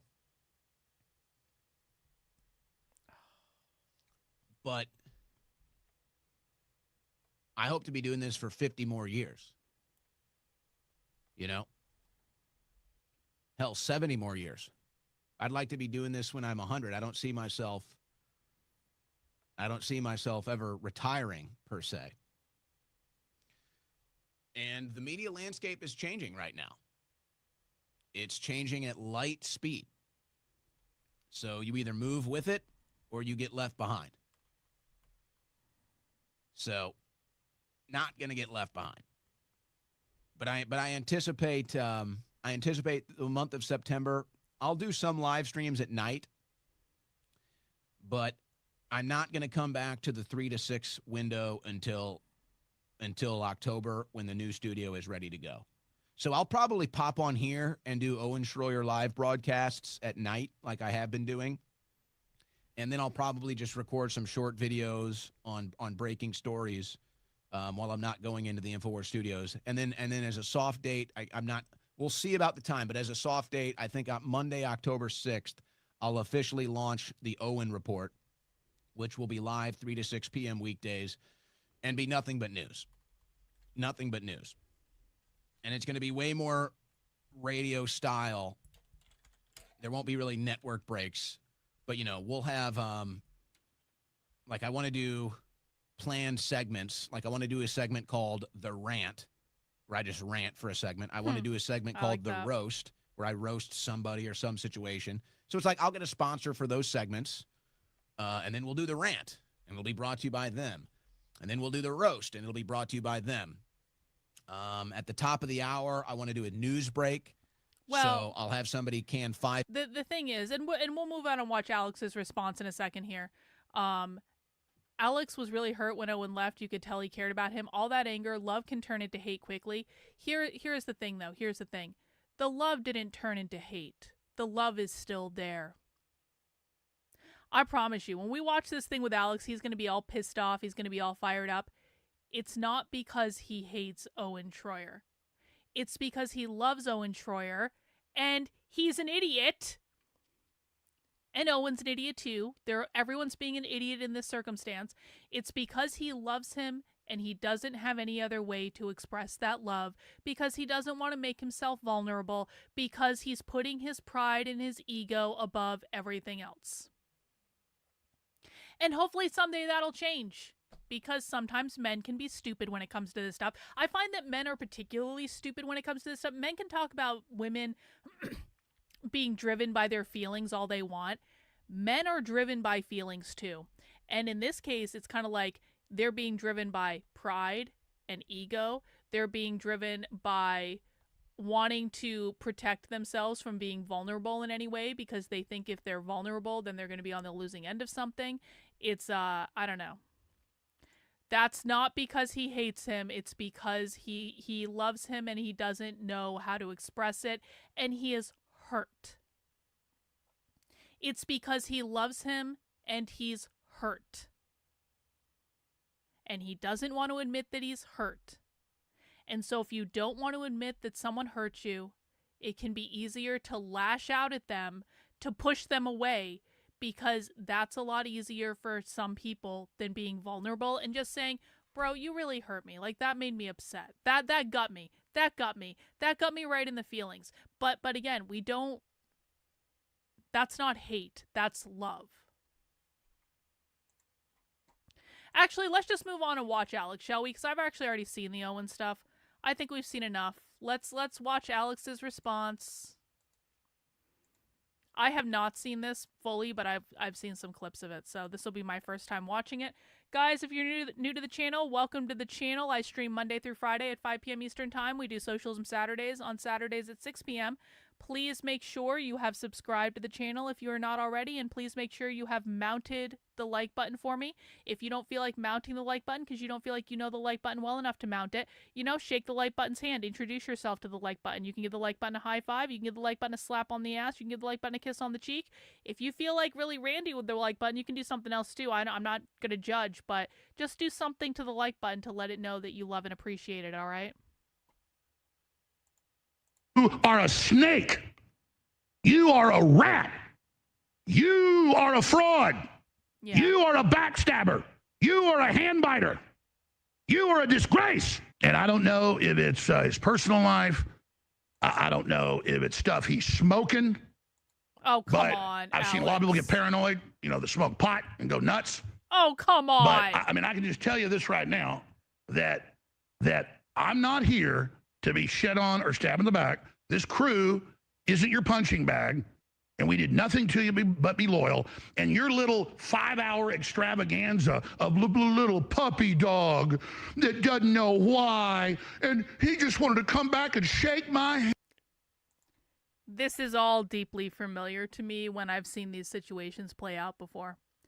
I promise you, Alex does not hate Owen Shroyer. Alex is feeling very hurt by what Owen did. This is the hurt manifesting. This is not hate. And he starts talking to me like he's literally a pimp and I am a crack whore. He's like, here's how it's going to be. I'm leaving. And blah, blah, blah. Well, what's the problem? What's the thing? Well, I mean, what can we do? I mean, I don't understand. He's like, well, it's just gone on too long and whatever. But I'll tell you this, if you're really desperate, you can pay me more money. But I'll tell you this, I'm going to promote my new show on InfoWars. And I went, I don't believe that's what happened. I'm sorry. I want receipts. If Alex Jones is literally saying Owen Shroyer went to him and said, you can pay me more money, and if you don't do it, I'm gonna leave, but I'm gonna promote my stuff if you pay. It's like Alex, bullshit. That's what happened. Alex, are you smoking the devil's lettuce? I don't believe that for one red second. Not one red second. I've seen this happen when internet blowups happen. I have been deeply involved in things like this when the internet blowups happen. And it's just like, when internet blowups happen, I think one of the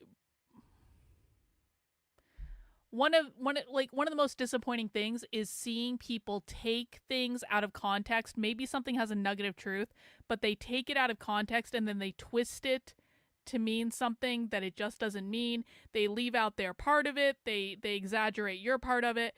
And it's just like, I think that that's exactly what Alex is doing in this, but I do not believe for one red second that Owen Shroyer went to him and said, you need to pay me more money and I'm still going to promote my show, and if you don't do it, I'm leaving, and blah, blah, blah. I don't believe it at all. which again, I'm not even against him having a show. If he was nice, I was just like, it was just kind of like, I was like, well, I said, in the bankruptcy stuff, I can't really give you a raise, but I said, that's okay, Owen. He goes, well, you know what? As a favor for you, I'll come in and do a week. And I'm like, no, that's okay, Owen. I'm not. That's fine.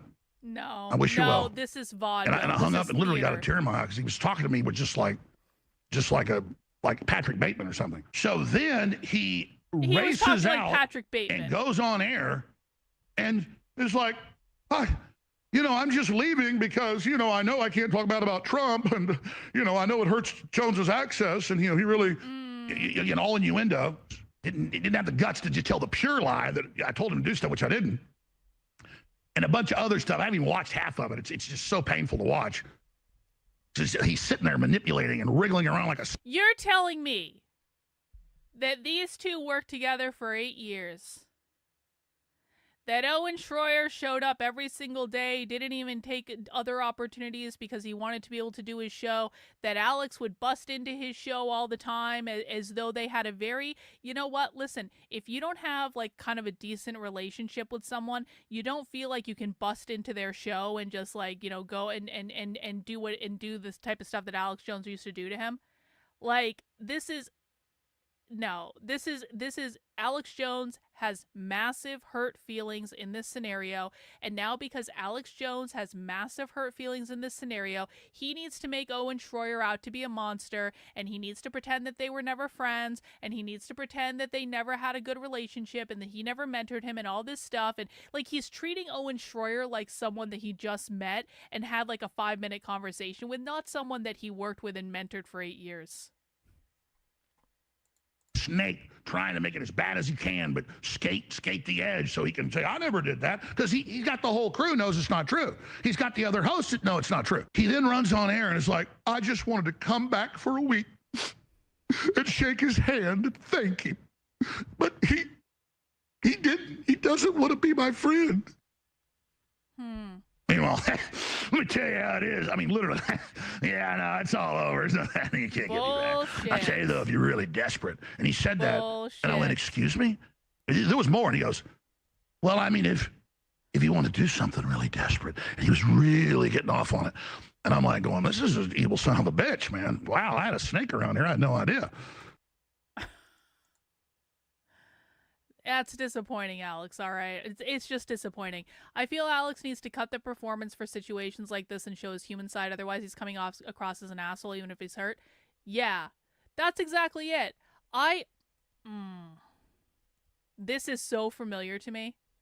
This is so familiar. It's just like, sometimes when men are hurt and when men don't want to display vulnerability and admit that maybe they were wrong too, and maybe it was just a miscommunication, and maybe y'all should just handled it privately from the very fucking beginning. Sometimes when men are hurt and they're trying to save face, they start to act ridiculous. And they start to say things that are not true, and they start to try to, basically what they do is they try to be as hurtful as possible. They get as aggressive as possible. They get as mean as possible. They really try to go in and go for the things that they know are going to trigger the other person. And the reason they're doing this, and the reason that Alex Jones is doing this, is because he is hurt and he doesn't know how to deal with it. And so he's going to put that on Owen Shroyer, and he's going to take every situation he can to try to hurt Owen Shroyer in the way that Owen Shroyer has hurt him. And I literally started getting tears in my eyes because he was burning down like an old house. It burns up in like 2 minutes. He's burning down. I'm just like, oh, and I got to go, man. And I literally stumbled in the pool, and I was just like, And I was like, I'm going to take the high road. I called the crew. I said, let's be nice. Let's be sweet. And then I started seeing the clips. And Owen, man, you're a piece of crap, brother. All right. And if I was anybody, I wouldn't turn my back on Owen Shroyer. So, I mean, he took Snake to the next level. So Owen Shroyer's dead to me. If he goes on air and repents to Jesus and apologizes for being demon possessed or whatever it is he is, then I will forgive him. But he thinks that he would like absorb us as a launch pad and lie about us to make himself a victim so he could project himself and launch his own show when he cut and run and didn't even call me or didn't even say anything or didn't even say, hey, what can I do? He just cut and run. Alex Jones just contradicted himself. This is how you know Alex Jones is all in his feelings. Alex Jones is like, Owen Shroyer just cut and run. He didn't even call me. Alex, you were literally just describing a phone call you had with Owen Shroyer. Alex Jones went within minutes from talking about a phone call he had with Owen Shroyer where he was saying, Owen was just trying to get one over on me and demanded more money and baby, which is of course all bullshit. But like they were on the phone with each other. Alex was acknowledging they were on the phone with each other. And then right here he said, he didn't even try to call me. Which is it, Alex? Were you on the phone with him or weren't you? Thank you. Said, I'm done with you people. When Bloomberg and The Onion came in here and ransacked this place, and we stood up to them and won thanks to your backing and God's providence, and yeah, he's brokenhearted. He feels like a son the whole stabbed him time in the back.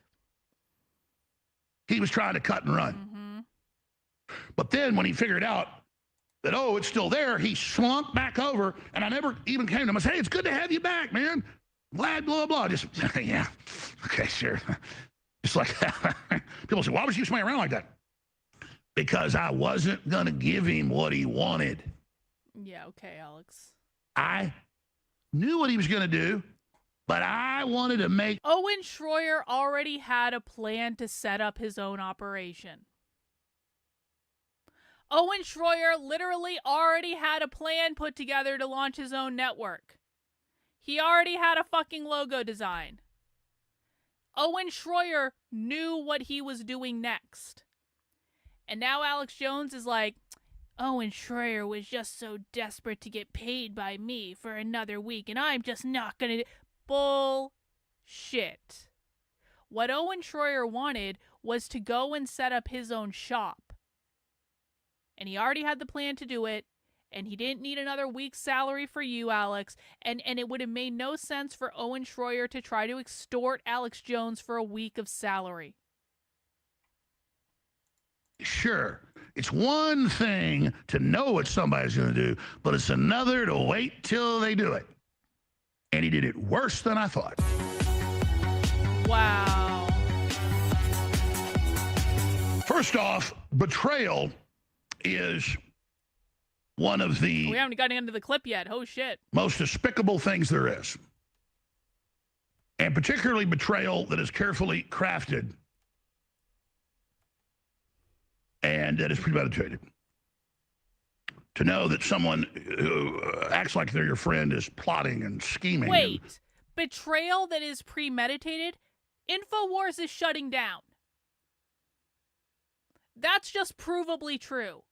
And it sucks, and it's really fucking unfair. But to say that Owen Shroyer, like, is wrong for coming up with some sort of plan for his next steps, what Owen is doing is responsible.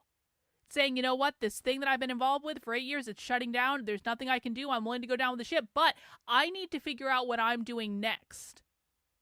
And then for Alex Jones to be like, he was planning this backstab and betrayal. What the fuck did you want him to do, bro? Manipulating. And to just disregard it because you're a loyal person. And then to see that individual betray not just you, but the crew and the idea of what we are and how embattled we are, and to try to cast us as the villains and he as the hero and the victim. I will not put up with it. It is the holy grail out there to be censored, because when you really are censored, people want to Streisand effect find out what's been censored. And I've been really censored. I've been really attacked, and so has InfoWars. But I've never accused people of censoring or oppressing me who didn't do it. And we had another talk show host about 6 years ago post on Twitter that we were censoring him. He didn't say what. I came into him and I said, what did we ever censor? What did we ever do? And he said, I'm not talking to you about it. You know you're censoring me. And I said, how? I said, listen, do it again, you're fired.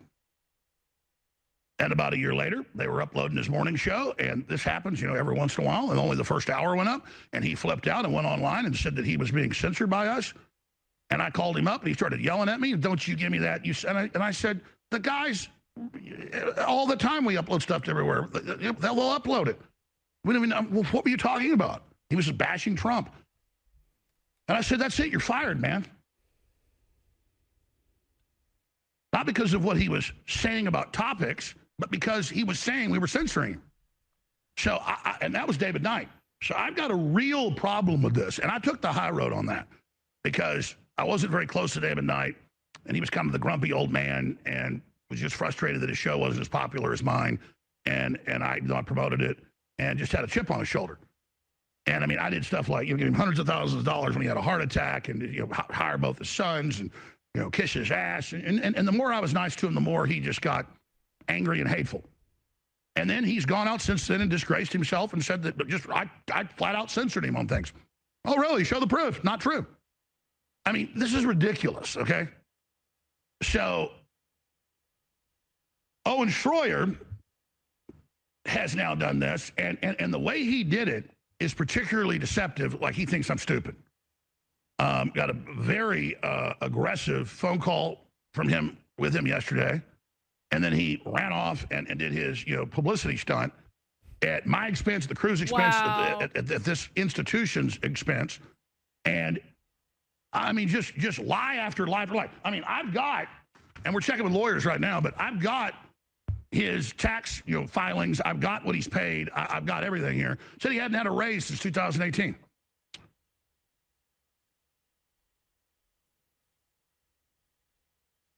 Since 2018, he's had multiple raises of $80,000 on top of what he was paid before and huge bonuses. Have it all right here.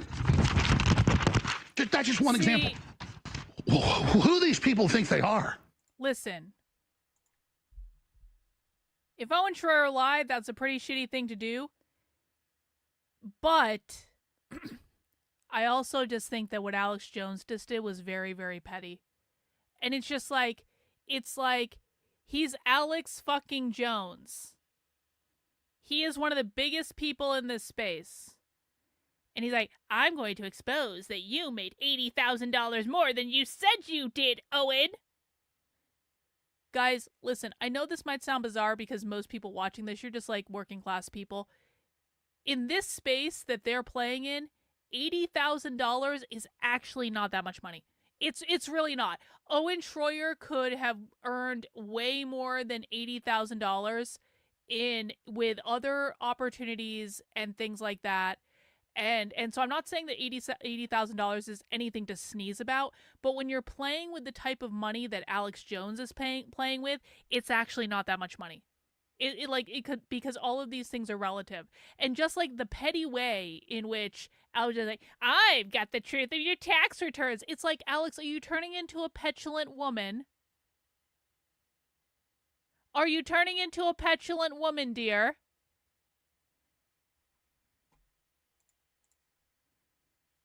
So I didn't put him in prison on J6. We raised the money for him to fight it. I didn't do any of these things. And to watch the way, and I couldn't watch the whole 5 hours. I wasn't even going to watch it. People kept sending me clips, and my phone was blowing up, and all these text messages, and is this true? Is that true? And I started watching it. And notice it's why I'm leaving InfoWars. Not I quit, or I was fired leaving it nebulous, but just get him on the screen. I came and look at him. And he's like, oh, I understand why he didn't want me talking bad about Trump. He'll have his access cut off. That's why I've got to go. Oh, I understand the things I was doing were really causing a problem. No, they weren't. I never told him you ought to do this or that. I said, hey, you can attack Trump all you want, but hey, we also need to stay on top of the Democrats here. I said that on air. I never even said that to him in person. I said on air. That's what talk show hosts do. I started out in talk radio. Other shows on the same station. Yeah. The morning show talks about the... I think it's another really good point from Pale Horse. Pale Horse with some good insights. Years of constant lawfare by leftoid lawyer brigades have created this stressful environment. Everyone's paranoid. Employees getting murdered. Alex Jones's dad doing 50-50 might survive surgery. Yeah. So like you're making a great point about like this is literally a stressful situation for everyone involved, and now we've got an interpersonal conflict on top of it, and it's just like.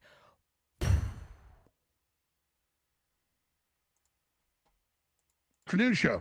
and they disagree and agree, and they have debates. That's normal. We're not in a cult here. I'm not censoring somebody because I say I'm not throwing the baby out with the bathwater. I have Nick Fuentes on who says he's totally done with Trump. And I say, you're making good points. I can see why you say it, but I disagree on this, and that. And Nick doesn't go, oh my God, you're censoring me because you disagree with me. That's not what that is. And again, Alex Jones, like this smarmy look on his face, this is how I know he's acting. It's like, I can't believe he's doing that, y'all. It's like, you're acting, bro. You're acting. Owen in his live stream was not acting. Now, that's not to say that Owen was 100% truthful about everything he said in that live stream. We don't know. And it's entirely possible that Owen could have gotten things wrong. Maybe Owen lied, but Owen was not acting in that live stream. This is acting. This is vaudeville. This is theater. This is, I need to give a certain impression that I just don't understand why he did that 5-hour live stream that got millions of views. But this is how I know not to trust Alex Jones in this situation. It's how I know that he's covering up for something that he is obviously and clearly hurt about. And I talked to Nick this morning, and he obviously This is thinks such that, a man thing to do. before I even told him what went on, that Owen handled it completely wrong. But it was as I started this morning. I didn't do my workout because I was busy, and I decided, okay, I'm gonna go ahead and watch these clips. And I sat there, and what made me really mad was he was acting all sad and hurt, and this happened, and and it was like innuendo for hours and hours. And at the end, Alex never censored me. But he stood over my shoulder. Yeah, like what, once a month come in to give you something? Which when he was hired, knows part of the thing. That's why there's microphones in the control rooms. I want everybody to get on there. And here's the other thing I'm going to add on to the acting part.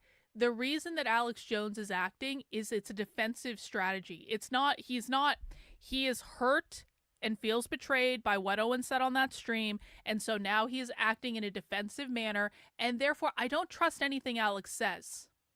Because again, I've been in enough of these scenarios where someone with a lot of power, or that maybe is a man that got his feelings hurt, like acts aggressively on the internet.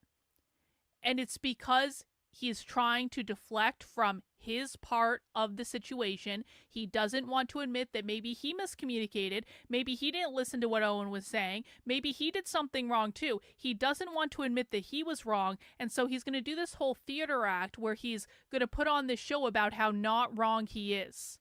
But it comes across as false and inauthentic. Breaking news. I'll come in and hand them did you see this on Fox? This just happened. Go tell Owen. Doesn't mean have him on. He was mad. He told the crew that I'll have a guest on and say, hey, you're here. You're a huge guest. Nick Fuentes is an example. Or whoever, Roger Stone, whoever it is. Hey, did they book you? Hey, call Owen, see if he wants him on. Owen told the crew that was me controlling a show, just helping a newsroom. Hey, you want to go on another show? Let's see if they can have a slot for you.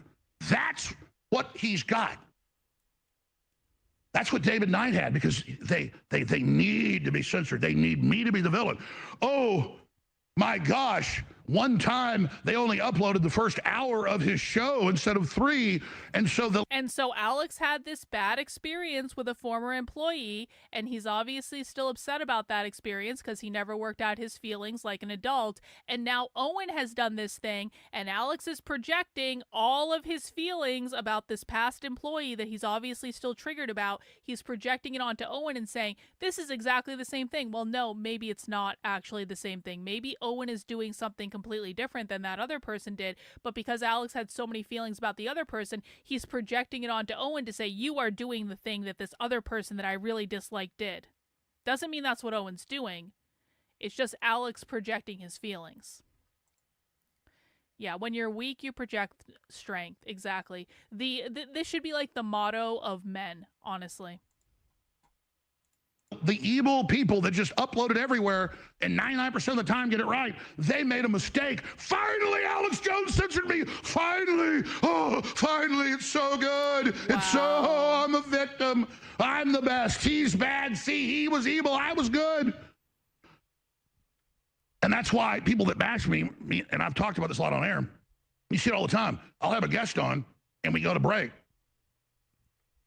and that they post and go, look, when they talked about this subject, he went to break, and they don't show that coming out of break, we always come back to it, or that the breaks have been set for 27 years at the exact same time, got one coming up in 14 minutes, 20 seconds. Set your watch by it, it's an atomic clock. They censor by not showing you what they said after and then invert it and say, I censored. That's what other people do, because this is the whole thing, to manufacture censorship.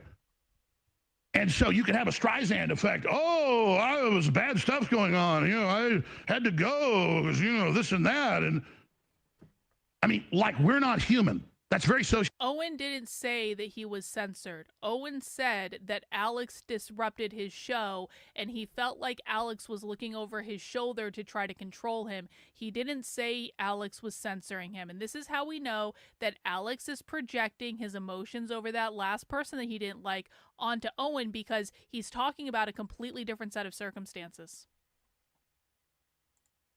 Sociopathic. We're not human. Yeah. And to boost yourself so you can get 1 million live streamers watching you, here it is right here. You know, couldn't do that on regular news topics. Though Owen's done some great stuff and done great work, so I hired him. No, but for whatever reason, if I can just get that hit again, I'll just come out and attack Alex Jones and play. Well, if that was true, Alex, then Owen wouldn't be planning a show where he covers the news. Listen, I know exactly what I need to do to get views on this YouTube channel. I know exactly what I need to do every time I need to break out of a YouTube shadow ban.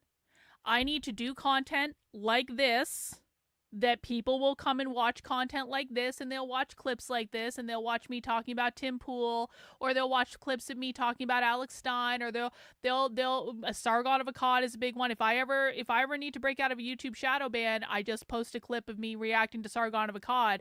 And even if that clip is not as good as my leftist coverage, and if you're new to my channel, my leftist coverage is much better than this. My leftist coverage is fucking great. But the problem is people want the sensationalized things. And so I know when I do a stream covering Alex Jones and Owen Shroyer, I'm going to have more live stream viewers than I normally do. And hopefully some of those people will stick around, and hopefully some of those people will come and do the leftist content with us, which is actually the important content that I do. It sounds to me like Owen Shroyer is very intimately aware that if he just covers the news, he's not going to get as many views as if he was being sensational. But guess what? Owen is making the decision to just cover the news because that's what he wants to fucking do. It's the same thing with my leftist content. I am very well aware that if I do a leftist stream covering leftist documents or leftist propaganda or leftist training or any of the other things that I normally do on the channel, it's not going to get as many viewers. It's just not. But I've developed a core audience that wants the leftist content. And so it's kind of like, do I agree with Alex Jones that Owen Shroyer realized he wasn't going to get these clicks if he was just covering the news? And so he had to do this big sensational stream because he knew he wasn't going to get those clicks. I don't think that's true at all. If Owen Shroyer cared about nothing but view count, then Owen Shroyer would not be deliberately setting up an outfit where he is going to cover the news, which he is well aware is going to get less clicks and shares because it's not sensationalized. He knows exactly what he's doing. He wants to set up a core audience that cares about him covering the news because that is what he wants to do. And so Alex's presupposition that he's just doing what is required to get clicks on the internet, it's like, well, if that was true, Alex, he wouldn't be planning to cover the news, would he? Play victim and act sad the whole time. And it's not true. So, Owen, tell us again, you hadn't had a raise since 2018? Is $80,000 increase in 3 different raises? Is that a $80,000 on top of what you're getting paid? Tell people what you are paid. Rude. It's petty and rude. You got the clips? Yeah, that's what this is. You're exactly right.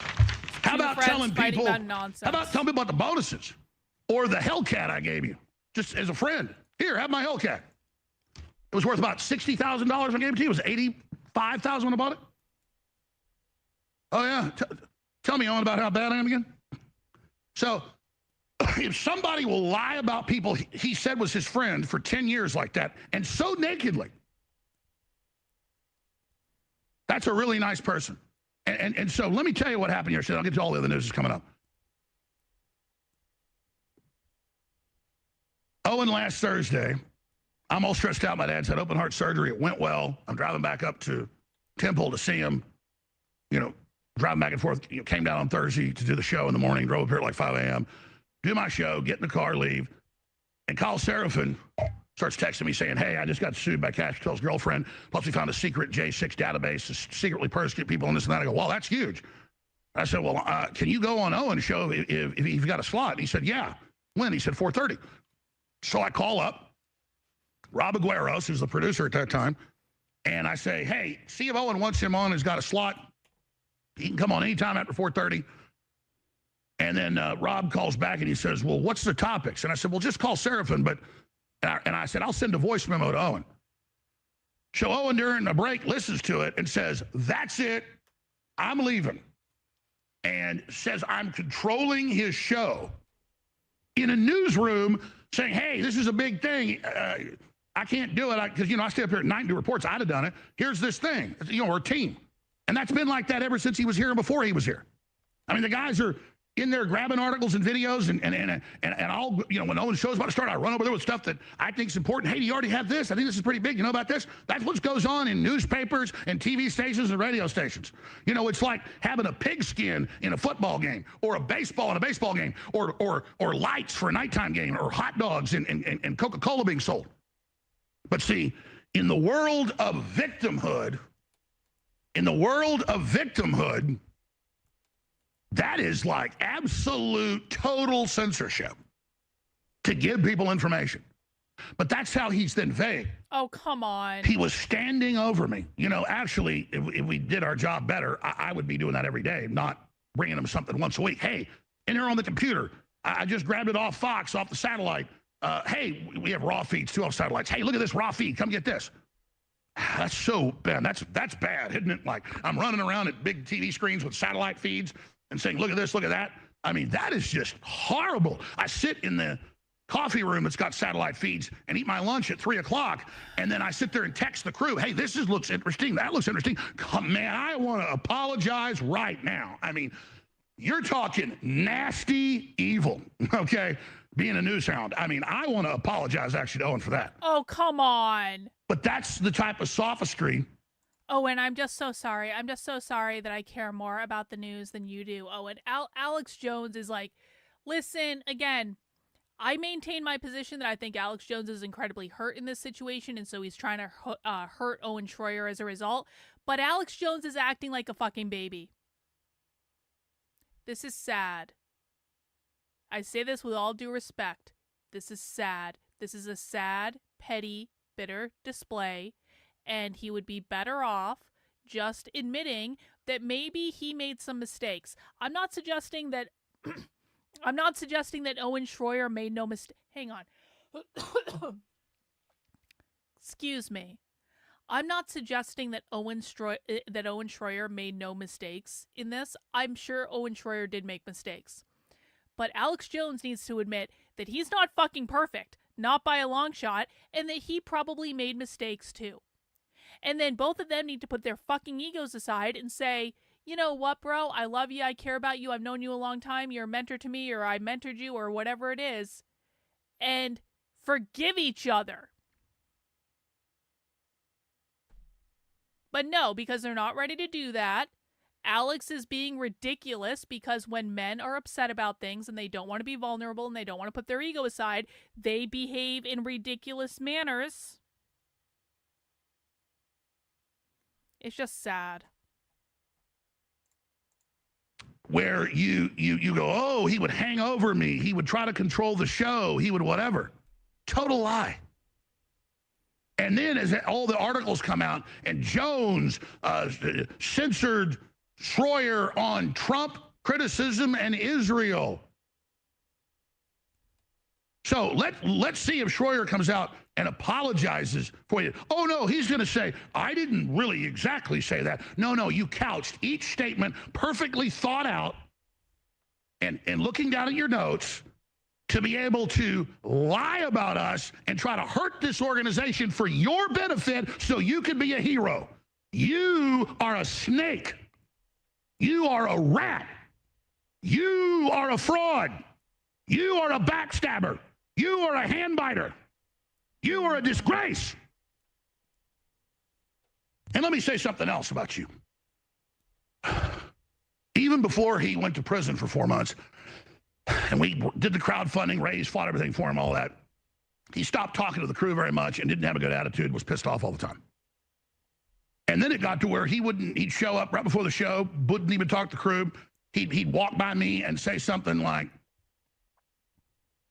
you know, just sort of laughing at me. Like, again, I'm not in junior high, so it didn't hurt me at that level. It hurt me that he was just like, yeah, I heard you. Yes. Wait. Can we take a moment to admonish a retard in my chat? We haven't had a retard sighting here yet today. Please you feminists are pro-mass immigration from Islamic countries. Your cows were McDonald's. Bro. Obviously, you haven't been here before. Obviously, you don't know what the fuck you're talking about. I'm probably more right-wing than you are, bro. Probably more right-wing than you are by, like, not an actual insignificant amount.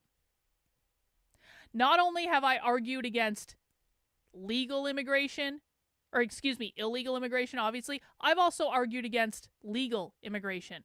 I do not want any fucking immigrants here. I want all the people that are here to be rounded up, put in the back of a fucking truck, and brought to Mexico. And that includes people who are not even Mexican. I don't actually give a fuck. I don't give a fuck about where people came from. I think all the immigrants should be put in the back of a fucking truck and driven to Mexico and dropped the fuck off.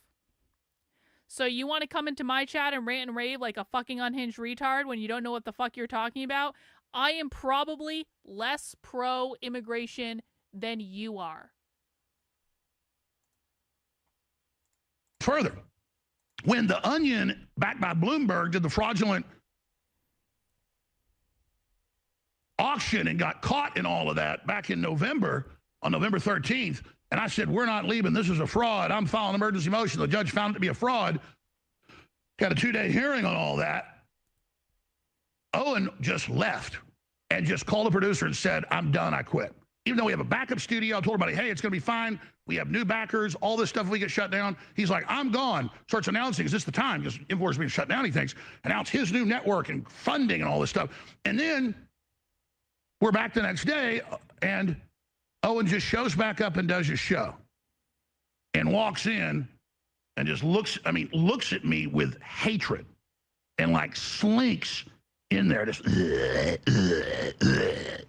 are you because he serious? really wanted me to fire him so he could be a victim. Do you really think Owen Shroyer did that? 1 in the chat if you think Owen Shroyer did that. 2 in the chat if you think Alex Jones is making shit up. 1 in the chat if you actually think Owen Shroyer can be... Are you fucking shitting me? 1 if you think Owen Shroyer did that. 2 if you think that Alex Jones is making shit up.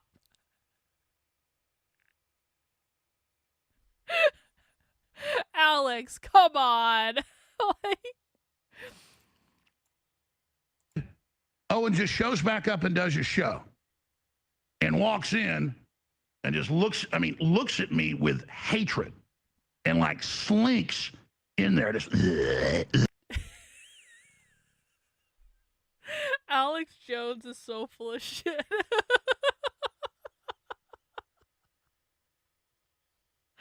Okay, most of you agree with me. There is no universe in which Owen Shroyer actually did that. Okay? That didn't happen, Alex. Because he really wanted me to fire him so he could be a victim. And I confided just in a few of the producers. I said, he wants to be a victim. I said, I'm going to have love and say prayers for him that he gets better. I'll be really nice to him, give him extra bonuses. Maybe he'll pull out of it. I tried to talk to him. He's never wanted to talk to me.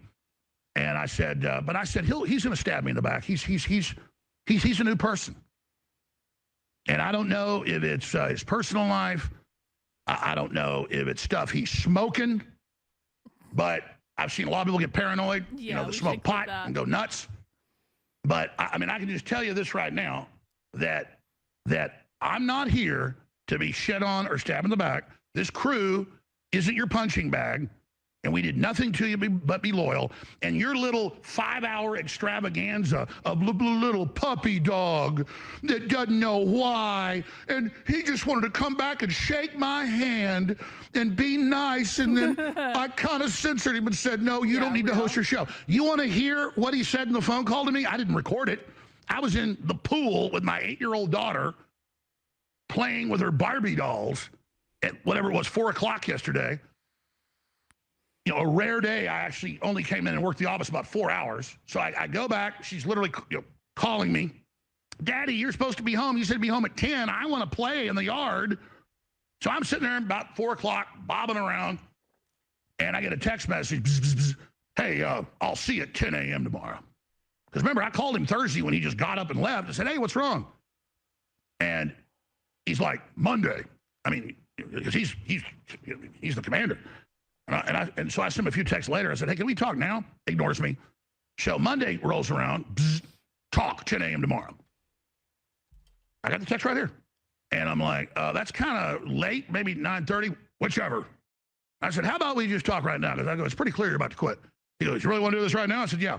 So he calls up. And while I'm calling him, he calls me. So I pick it up. And he starts talking to me like he's literally a pimp and I am a crack whore. He's like, here's how it's going to be. I'm leaving. And blah, blah, blah. Well, what's the problem? What's the thing? Well, I mean, what can we do? I mean, you know, I don't understand. He's like, well, it's just gone on too long and whatever. But I'll tell you this, if you're really desperate, you can pay me more money. Oh, but I'll tell you this, I'm going to promote my new show on InfoWars. And I went, which again, I'm not even against him having a show. If he was nice, I was just like, it was just kind of like, I was like, well, I said, you know, in the bankruptcy stuff, I can't really give you a raise. But I said, that's okay, Owen. He goes, well, you know what? You know, as a favor for you, I'll come in and do a week. And I'm like, no, that's okay, Owen. That's fine. I wish you well. And I hung up and literally got a tear in my eye because he was talking to me with just like Patrick. No, there is, again, I said this earlier when he played this clip earlier. There is no universe in which that happened. I'm sorry. I like Alex Jones is trying to make it out like I'm just the poor victim. And like Alex Jones wants to talk about Owen Shroyer making himself out like the victim. Alex Jones is like, I'm just the poor victim, and then I just wanted everyone to do well, and I was just wanted to promote his show, and I don't understand why he's being so mean to everyone. Owen is mean to everyone. Everyone hates him. Everyone and this is how you know this is all bullshit because not only is Alex Jones involved, he's basically saying everyone at InfoWars hated Owen Shroyer because Owen Shroyer was a dick to everyone. And we know that's not true. That's just not true. But that's what Alex Jones is trying to make it seem like because he has to present himself as the victim because obviously and clearly he did things that were wrong too and he doesn't want to admit it. Or something. And so I go back and get in the pool and, you know, keep playing. Or maybe it was even earlier than 4. That's right. Because then I took my daughter to see a movie. Whatever. It was in the afternoon. So then he races out and goes on air and is like, I'm just leaving because, I know I can't talk about Trump and, I know it hurts Jones's access. And, he really, all innuendo. He didn't have the guts to just tell the pure lie that I told him to do stuff, which I didn't. And a bunch of other stuff. I haven't even watched half of it. It's just so painful to watch. He's sitting there manipulating and wriggling around like a snake, trying to make it as bad as he can, but skate the edge so he can say, I never did that. Because did anyone actually have that impression when we were watching Owen's stream? So if you didn't watch Owen's stream, don't vote. If you have watched Owen's stream or you watched it earlier with me, one in the chat if you got the impression that Owen was just slinking around like a snake during that stream. He was like trying to twist everything to make it seem as bad as it could possibly be. One in the chat if Owen Shroyer actually did what Alex Jones said he did. Or 2 in the chat if you saw someone who was just like, here's what happened from my perspective, here's what I'm doing next. And this kind of sucks and I don't really like it, but like here's what happened from my perspective. Does one in the chat if you agree with Alex's characterization, two in the chat if you're like, maybe that's not exactly what happened, Alex. Yeah. Yeah. See, when you actually watch the stream, it's very, very clear that Alex Jones is seeing something completely different than what everyone else is seeing. He's got the whole crew knows it's not true. He's got the other hosts that know it's not true. So he wants to pull a David Knight. I mean, Harrison Smith says whatever he wants. I walked in this morning. I said, have I ever told you not to say something? He goes, no, it's actually, I'm surprised you haven't. I'm kind of out of control. I go, no, but I like you're a good guy. Just say whatever you want. So, and I've got all the producers and all the people I've said on air, I think Owen's too black-pilled as an example, and that we all should be more positive. That's my opinion. It's not an attack. It's a discussion. So he then runs on air and is like, I just wanted to come back for a week and shake his hand and thank him. But he didn't. He doesn't want to be my friend. Meanwhile, let me tell you how it is. I mean, literally, yeah, no, it's all over. You can't get Yeah, me this back. is Alex trying to. Really this is exactly right, Dragon Balls. What we are seeing right now is Alex Jones is trying to control the narrative because Owen Shroyer took him out of control when he did that 5-hour live stream. And now Alex Jones is trying to control the narrative, and he's trying to rally people for his support, and he's putting up walls of defense, and it's not grounded in reality because Alex is really hoping that people don't go and watch that 5-hour stream that Owen did because it's 5 hours long. Said that, and I went, excuse me? There was more, and he goes, well, I mean, if you want to do something really desperate, and he was really getting off on it. And I'm like going, this is an evil son of a bitch, man. Wow, I had a snake around here. I had no idea. And by the way, I find it so disappointing when people do this because it's like, again, and I know Alex Jones is hurt, and I put that in context. I don't think Alex Jones is a bad person, okay? I'm not trying to shit on Alex Jones. What I am saying is, when someone makes claims that are just provably false,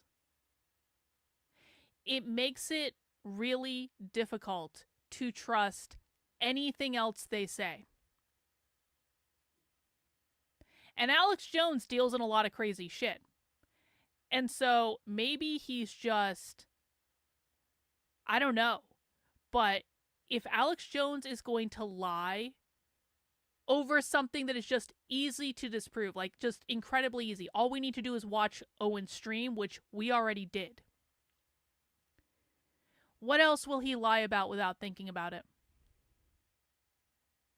What else? And maybe he doesn't think he's lying. Maybe Alex Jones really thinks that Owen Shroyer was slinking around like a snake and doing all that stuff that he said. Maybe Alex Jones really believes that's true. Well, that's actually even worse because not being able to look at a situation from a detached perspective and judge it objectively is not a good position to be in if you're doing what Alex Jones does, because people rely on him to look at information and judge it objectively.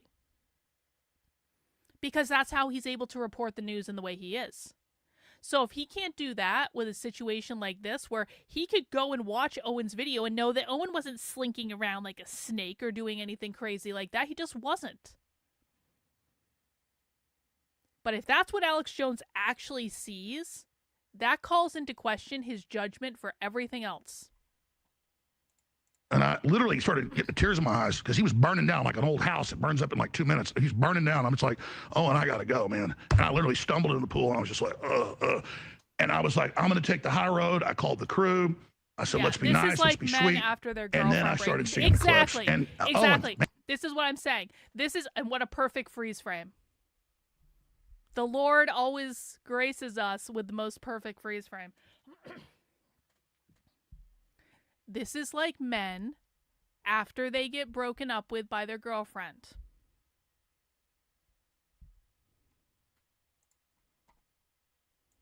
Man, you're a piece of crap, brother. All right. And if I was anybody, I wouldn't turn my back on Owen Shroyer. So, I mean, he took Snake to the next level. So, Owen Shroyer's dead to me. if he goes on air and repents to Jesus and apologizes for being demon possessed or whatever it is he is, then I will forgive him. But he thinks that he would like absorb us as a launch pad and lie about us to make himself a victim so he could project himself and launch his own show when he cut and run and didn't even call me or didn't even say anything or didn't even say, hey, what can I do? He just cut and run and said, I'm done with you people. When Bloomberg and The Onion came in here and ransacked this place, and we stood up to him and won thanks to your backing and God's providence, and the whole time, he was trying to cut and run. But then when he figured out that, oh, it's still there, he slunk back over, and I never even came to him and said, hey, it's good to have you back, man. Glad, blah, blah. Just, yeah, okay, sure.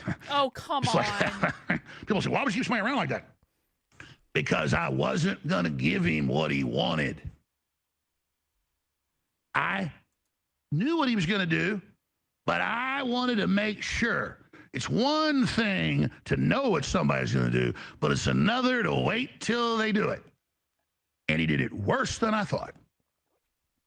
So, Owen thinks this new franchise is going to be talking crap about me. He thinks his new franchise is going to be running down this fabled operation, this incredible crew and our supporters that are the InfoWar. Well, guess what, buddy? You can piss up a rope.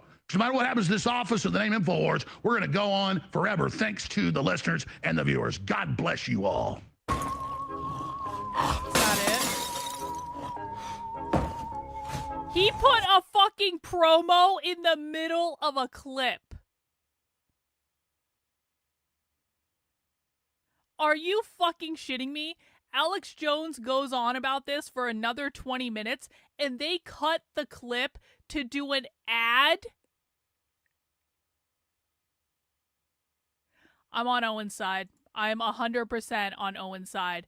I am absolutely, totally 1,000. The ad sealed it for me. Like, come on, man. Seriously? You put an ad in the middle of complaining? Oh, what the fuck? This goes on forever. Does he come back, or is this all just ads after? No, okay, he comes back. Fine. That was like 10 minutes worth of fucking ads. Okay, maybe it was more like 2 minutes. Whatever. But that just seems...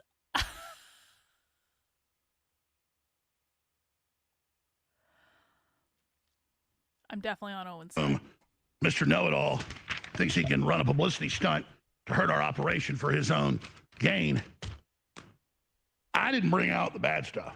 So go ahead and run your mouth some more. And go ahead. You got some bad stuff to say? Just more.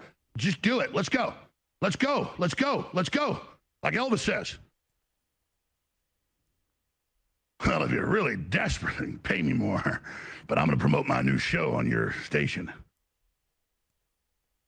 And I just said to him 5 minutes before, well, if you're doing something new, great. You know, with these new backers we've got, if they shut down InfoWars, we're going to go to 20 hours a day and like to work with you again. Nah, I don't think so. Oh, and now we're really seeing who the retards in the chat are. Now the retards are really showing themselves, because the retards are like, excuse me, how do you expect Alex Jones to make money if he doesn't put 2 fucking minutes worth of ad in a video where he is airing his dirty laundry about his former mentee who basically broke his heart? Excuse me, don't you think he should be allowed to run ads? Alex Jones can run ads and whatever the fuck they want. My point is, those ads were manually inserted and they could have easily been edited out because they're distasteful. You're doing, now I can understand it on the live show. The live show is different than a clip later. You're doing a whole fucking rant about someone you were friends with for 10 years who is airing your dirty laundry in public. You don't stick ads in the middle of it. It is fucking classless and it's distasteful. And if you can't understand that, I mean, maybe this isn't the right place for you, honestly. Because, like, that's crazy. That's fucking crazy. And I was just talking to Harrison out in the Paul during the break, and he said, yeah, we thought InfoWars was going under because the crew didn't really believe me we were going to beat them. And we also have a backup, which we do. Now they know that. I understand, that they didn't know back then. Now they really believe because we survived a bunch of these attacks. He said, oh, well, that's great. Well, I'd like to work with you, man. We should do a show once a week together and kind of keep the old team together somehow. Owen's go, no, I'm working alone. And that was the attitude was he wouldn't even talk to anybody for years here in the office. And Everyone hated him for just went years, completely Alex. cold. Okay. I'd be like, hey, let's go out and get a steak sometime. Nah, it's all right. And he'd pull up in the parking lot, just get out and just look at me like, I mean, literally. Well, he walked by me and just go, look me from the feet up, just go, yeah, right. I mean, you talk about an arrogant person. He should star in the new American Psycho. Hell, he should. If they need somebody to run for, California governor after Newsom leaves, I think Owen ought to move out to California. He could do it. He's in love with himself. He's worldly, and I'm glad I let it mature. Isn't it funny?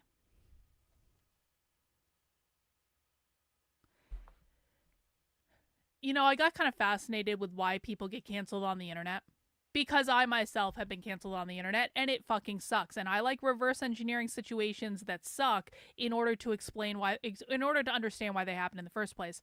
And so I've spent a lot of time actually studying the pattern of cancellation.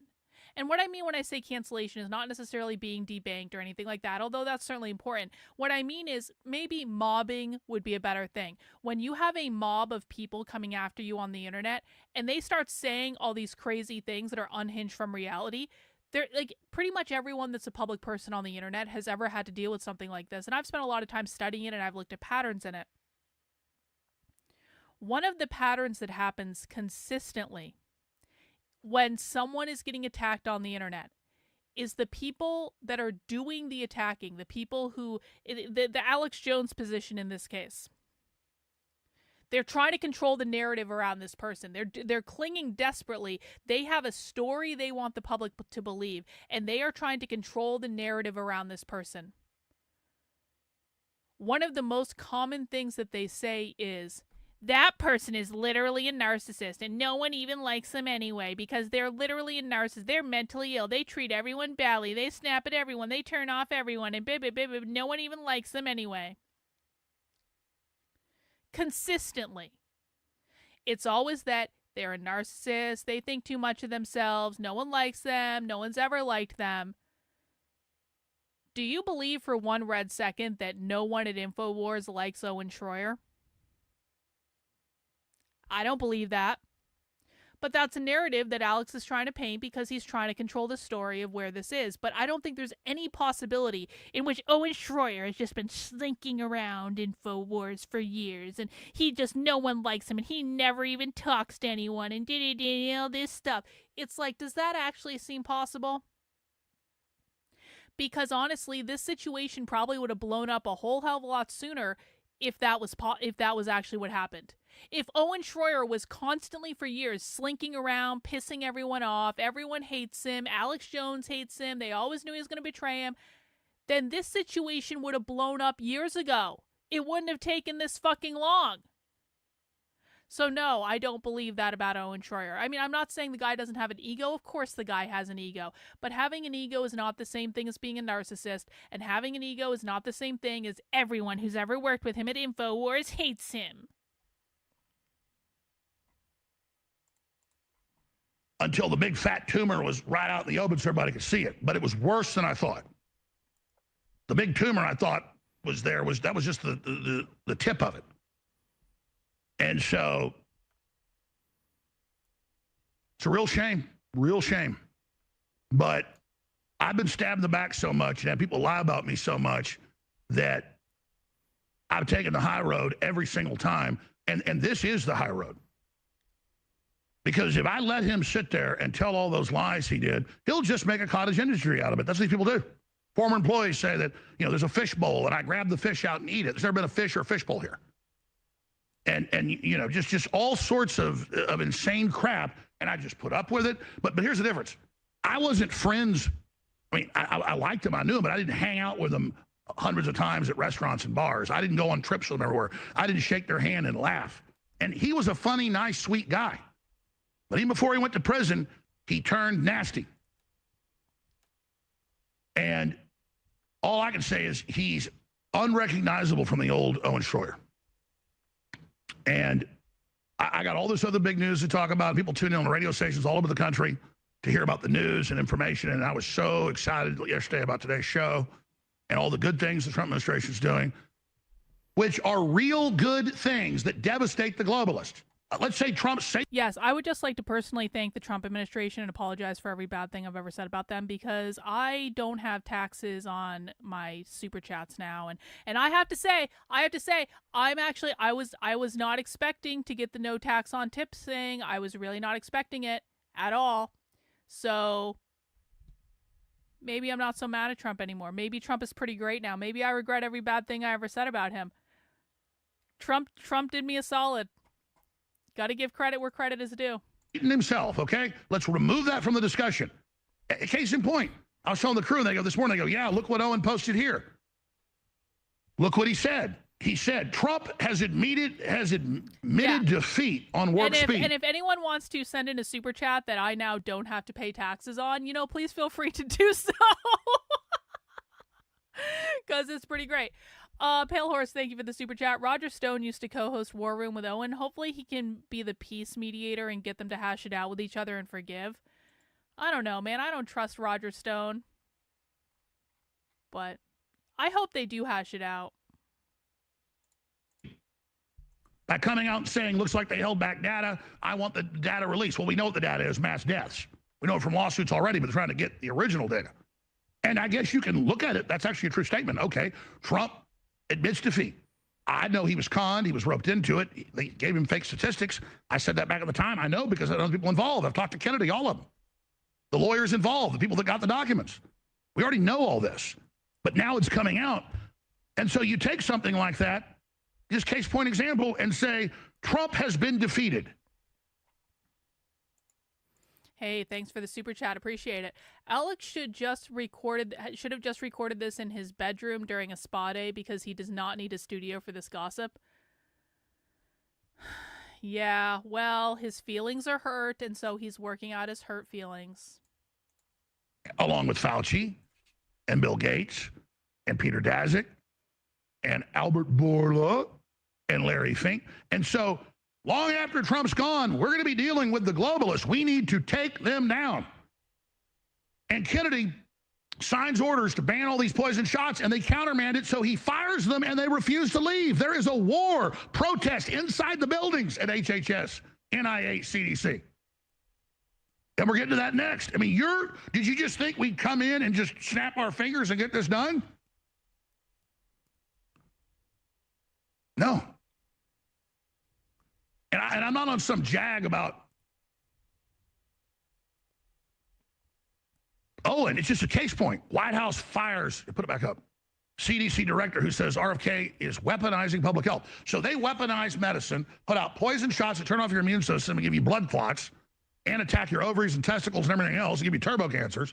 And then he's weaponizing public health by trying to get GMOs out of school lunch programs and to not have kids drinking Mountain Dew with 12 teaspoons of sugar and caffeine in each serving, and all the poison dies out, and banning mercury in the shots. Yeah, he's describing. And then Owen finally as Trump gets the proof exactly from whistleblowers inside Pfizer, and now Pfizer and the FDA that ran it and the CDC that ran the secret studies are hiding it. But we already have the other studies that show the mass death. And that's not good. This is devastating the globalist. But instead, the story becomes, oh, look, Trump admits he's defeated. Trump raises fresh questions about COVID-19 vaccines that he says have ripped apart CDC. So you want reform, baby, you're getting it. Trump to make Oval Office announcement as Congress returns after recess. Then you've got the big lie that he was dead, and now, oh, well, he's seen playing golf, he's sick. No, not just me. When I came on the air 2 weeks ago and said we're in a crisis, he's working 20 hours a day, his ankles are swelling, he is having some health problems now. He wasn't the first term.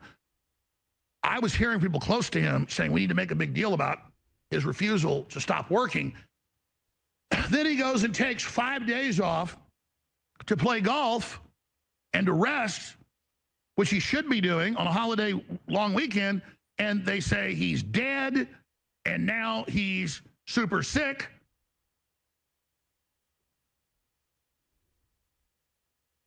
Because a 79-year-old man finally took some time off. So, Trump to make White House announcement amid health rumors.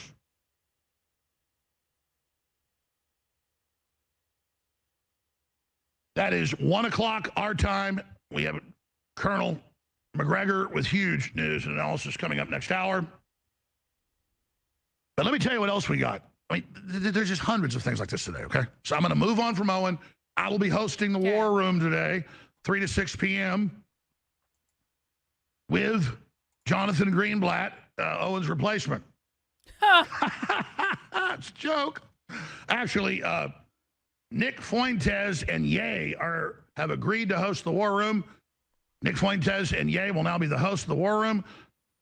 Weekdays, 3 to 6 p.m. Central Standard Time. So look for that. We are very, very excited. And David Duke is the producer. So we want to please the listeners, give you what you want. They had a photo ready? I'm joking. Hey, They had that photo ready to go. So Alex pre-planned that joke. That's not real. That's not real. Alex Jones pre-planned that joke, and they had the photo ready to go. Wow. But actually, if Ye and Nick want to host the War Room, actually, this is not a joke. I'm publicly inviting Nick Fuentes to host the War Room 3 to 6 p.m. weekdays. Now, bring out the Gimp. The Gimp's sleeping. Well, you just have to go wake him up now, won't you? That'd actually be... I don't know if Nick would actually do that because, like, Nick then wouldn't be able to, like, sleep all day or something. But that would actually be very interesting if Nick took him up on that offer to be like, okay, I'll come host that show. He'd probably, I mean, if he didn't want to keep doing his nightly show on top of it, he'd probably take a massive pay cut, though, is the problem. But I don't know. Has Nick made any statement about whether or not he's going to host the War Room? Oh, my God. Somehow I feel like Ali Alexander will be wearing the Gimp mask more than Ye, though. You can't make this up. Probably true. No, Rob Dew is going to host the show till we find Owen's replacement. Nick should host the show. So that's where we are. I'm just trying to use us as a springboard so you can play victim that you were too hardcore for InfoWars. Like we're not human. Like we deserve to be the villains when we aren't. Like we deserve to be innuendoed and, you know, into that. No. And the flat out lie that I haven't had a raise since 2018. Well, hold on. Maybe I'm wrong. Let me check that. Huh. Well, like how do I say I haven't gotten a raise? How do I act like I don't make any money? I'll just say it and then go, maybe I got to check that. Oh, yeah, check that.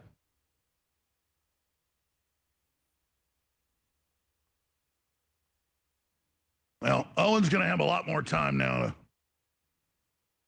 go out and just show us all the success, show us the total victory. You know, now that you're not held back by the evil InfoWars crew that just backed you and supported you and did everything for you. Now that you're free of the chains of me lording over you and sending video clips to the crew a couple times a day or handing out, I mean, you know, the crew's just bringing me stuff, but the morning show brings me stuff. Matt comes over that produces that show and says, hey, this guest was good. Do you want him? And I go, Dad, that's a great guest. Thank you. I don't go, oh, my God, Matt, you're trying to run my show. That's all he had. In the last few months, like, I'd go, hey, you ought to have this guest on. And he would just ignore me. And they'd say, oh, he blew up about that. Hey, Stuart Rhodes is here today. Would you like him on? See if Owen wants him on. That's censorship right there. See, man. you know the real giveaway that Alex Jones is just really in his feelings about this is he just said 5 minutes ago, we're going to move on from Owen. And then he kept talking about Owen because he's not done yet. He's not done working out his feelings yet. He might want to move on. He might even intend to move on. But your feelings will always trump all of that. And so he's still got some more feelings to work out.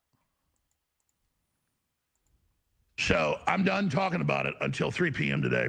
Yeah, okay. Well, there's still 10 minutes left of this video, Alex. So let's see how true that is. I don't know if the crew wants to, come on the air and talk about it. They certainly been talking about behind the scenes here. Just the he wants to invite an airing rampant of censorship here. grievances. There's like big screen TVs with cameras in every room, hooked into Benjamin Netanyahu's office, and it's not me. Netanyahu comes on, and like literally over loudspeakers goes, "Excuse me, you need to do this, you need to do that," and we just go, "Oh yes, Mr. Netanyahu," and we bow 5 times a day towards Jerusalem to Benjamin Netanyahu. And Owen wouldn't do it.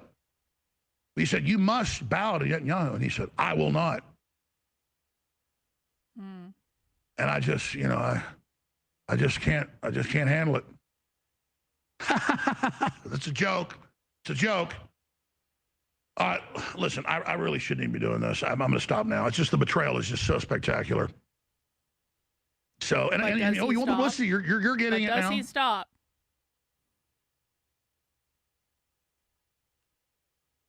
I mean, I'm just waiting for the next flotilla of bullcrap. So you can be the good man. And you can point at me and say, "Good night" to the bad man. Guys, pull up the Scarface clip. Scarface saying good night to the bad man.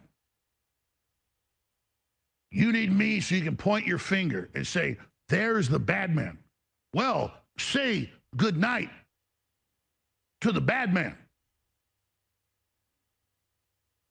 who the enemy recognizes for being the detonator of the entire global awakening right now. Oh, I didn't start it. Great page before me did, that we've given credit to and we love. But in the modern age, we're the detonator. We're the progenitor. We launched the giant wave you now see exploding into the biggest wave ever. And so all these people, they just need to not have Jesus Christ, not have the Holy Spirit. No. They need the purity of the Pharisees to say, "We are good, and Alex Jones is bad." That's why I went on the air today with my son Rex. No, he was here. Was on with Harrison Smith. They're good buddies. They have similar views. They work for Netanyahu, both of them. Both Mossad officers. It's a joke, folks. And I just barged in like the Kool-Aid man, which everybody knows they sign up. We do that. They're allowed to barge in here, by the way. That's what we do. It's like a live kind of thing. And which was more of it. So I put microphones in all studios. Like, that's when they get hired. They know that, but we never do it. Remember the famous thing where I throw the hat like 25 feet away and it hits Owen right on the head? We can't find that, but that was the stick. That was the fun thing. Like, I pop in there every once in a while. But now it's the censorship. He's like, "How do I say I'm censored?" Well, he comes in the studio maybe once a month now.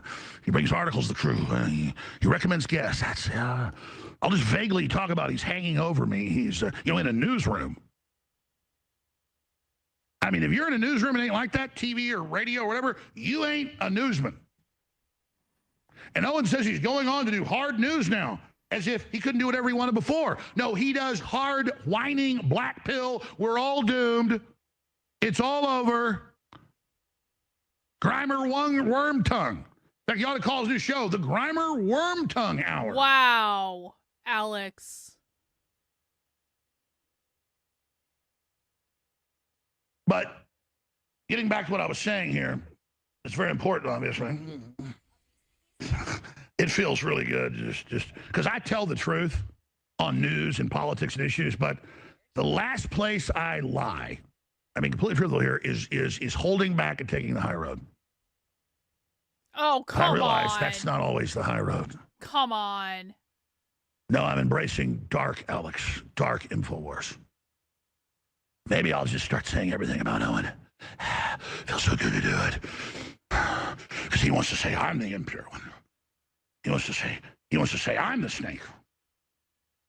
But I've done nothing but support him while getting slapped in the face with arrogance. I'm jacked up on the methylene Bruh. blue. It's the best thing you guys have ever I'm on Owen's side. Owen is right and Alex is wrong, and Alex needs to. And listen again. I keep saying this. I'm not. I'm sure that Owen Shroyer like made mistakes in this whole interaction as well. I don't think either of them are totally innocent, but there is no universe.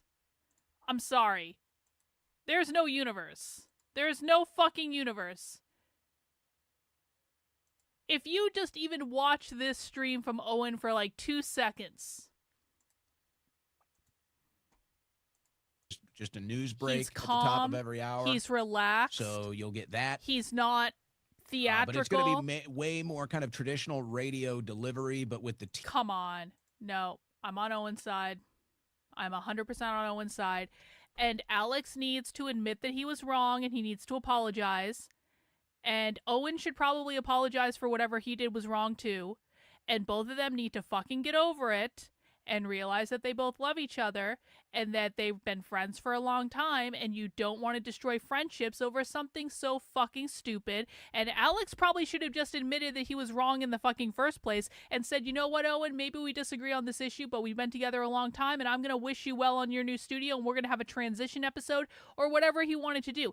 Even if Owen was doing the things that Alex Jones claimed he was doing, which I don't believe he was, but even if he was, Alex Jones still should have been the bigger fucking man because he's Alex Jones, and he should have said, you know what, bro, like, listen, we're parting ways, and that's really sad, and, you know, I'm sorry it didn't work out, but maybe we can just have a transition for everyone because that's what's going to be better for the audience.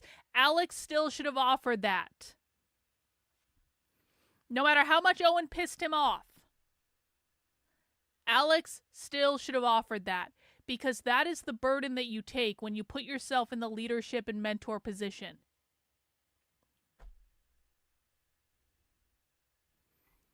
Yeah, Owen literally didn't say he... Why do people keep saying this?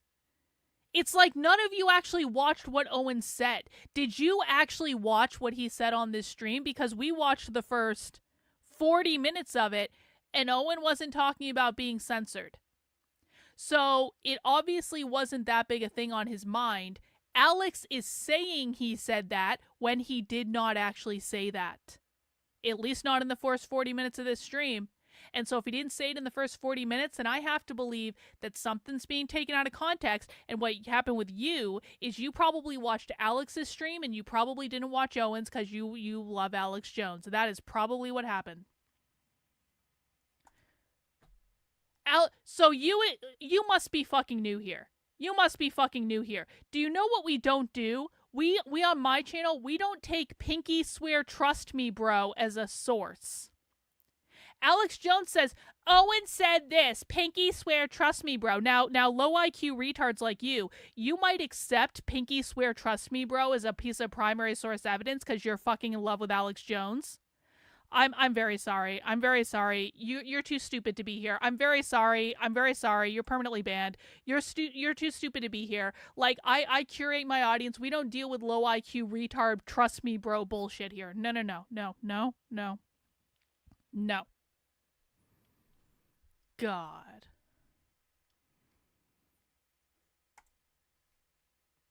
Neither of them provided proof. Alex Jones didn't provide proof. Owen Shroyer didn't provide proof. So what do I have to judge on? I have to judge how they're behaving. And I have a fuck ton of experience in these types of situations. Owen was calm. He was authentic. He was genuine. He wasn't sensationalizing it. Alex Jones is going, Owen Shroyer skinking around like a snake and he's possessed by a demon. Who do you think I'm going to believe? Am I going to believe the person that's actually acting like the adults? Or am I going to believe the person saying, we never liked Owen to begin with and no one ever liked him and he just, like, Alex was acting deranged. Owen was not acting deranged. So, yeah, I'm on Owen's side. That's all I've got for today, guys. I'm going to go do some work. As a reminder, I stream Monday through Friday at 5 p.m. on this channel. So please make sure you mount the like button for me on the way out the door. Please make sure you are subscribed to the channel if you are not subscribed already. and I'll be back at 5 p.m. Also, tomorrow at around 6:30, we're doing a spy stream. So if you want to join us for spy stream tomorrow, spy stream is when we go inside live leftist trainings and we talk about it. Head over to my Substack. That is Karlyn, KARLYN.substack.com. You can find yesterday's spy stream, but we're going to be doing another one tomorrow because there's another live leftist meeting tomorrow. So make sure you're signed up on the Substack if you want to get invited to that. You can also be a member on my YouTube channel or some other places as well. But we're doing spy stream tomorrow. I'll send out that info. Okay, guys, that is all I got. Appreciate you guys. Take care. And, oh, we're not playing the Gnostic sex song on the outro. Oh, thank you. Thank you, Haley, over on Rumble for the $10. Appreciate it. All right, guys. Have a good one. We'll see you soon. Bye.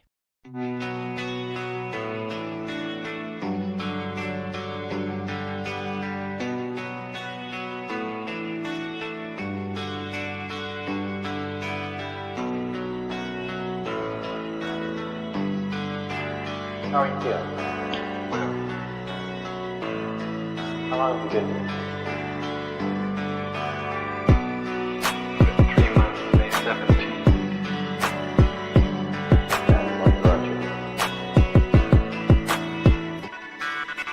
That's difficult to answer.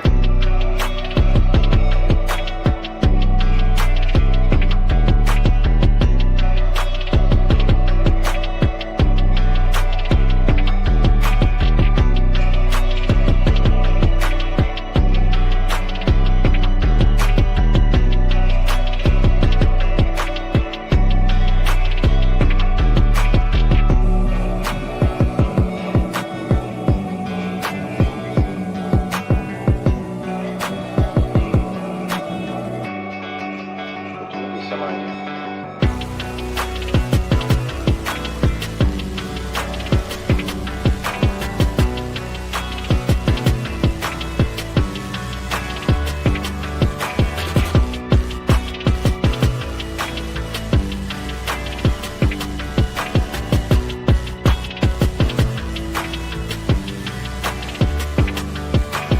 I am not completely like other people. What do you mean by that? People dislike me because I am not completely like them.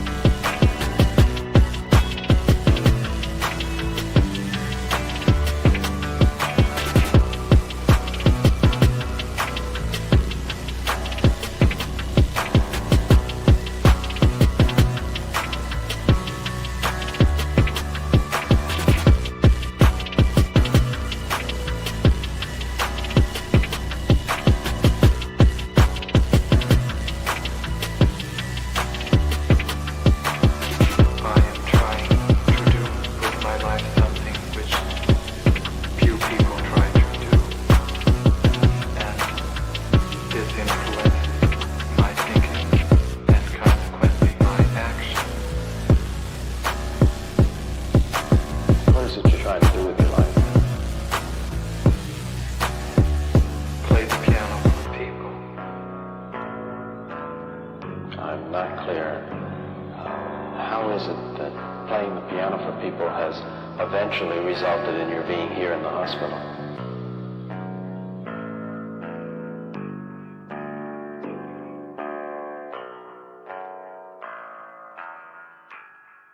That's difficult to answer.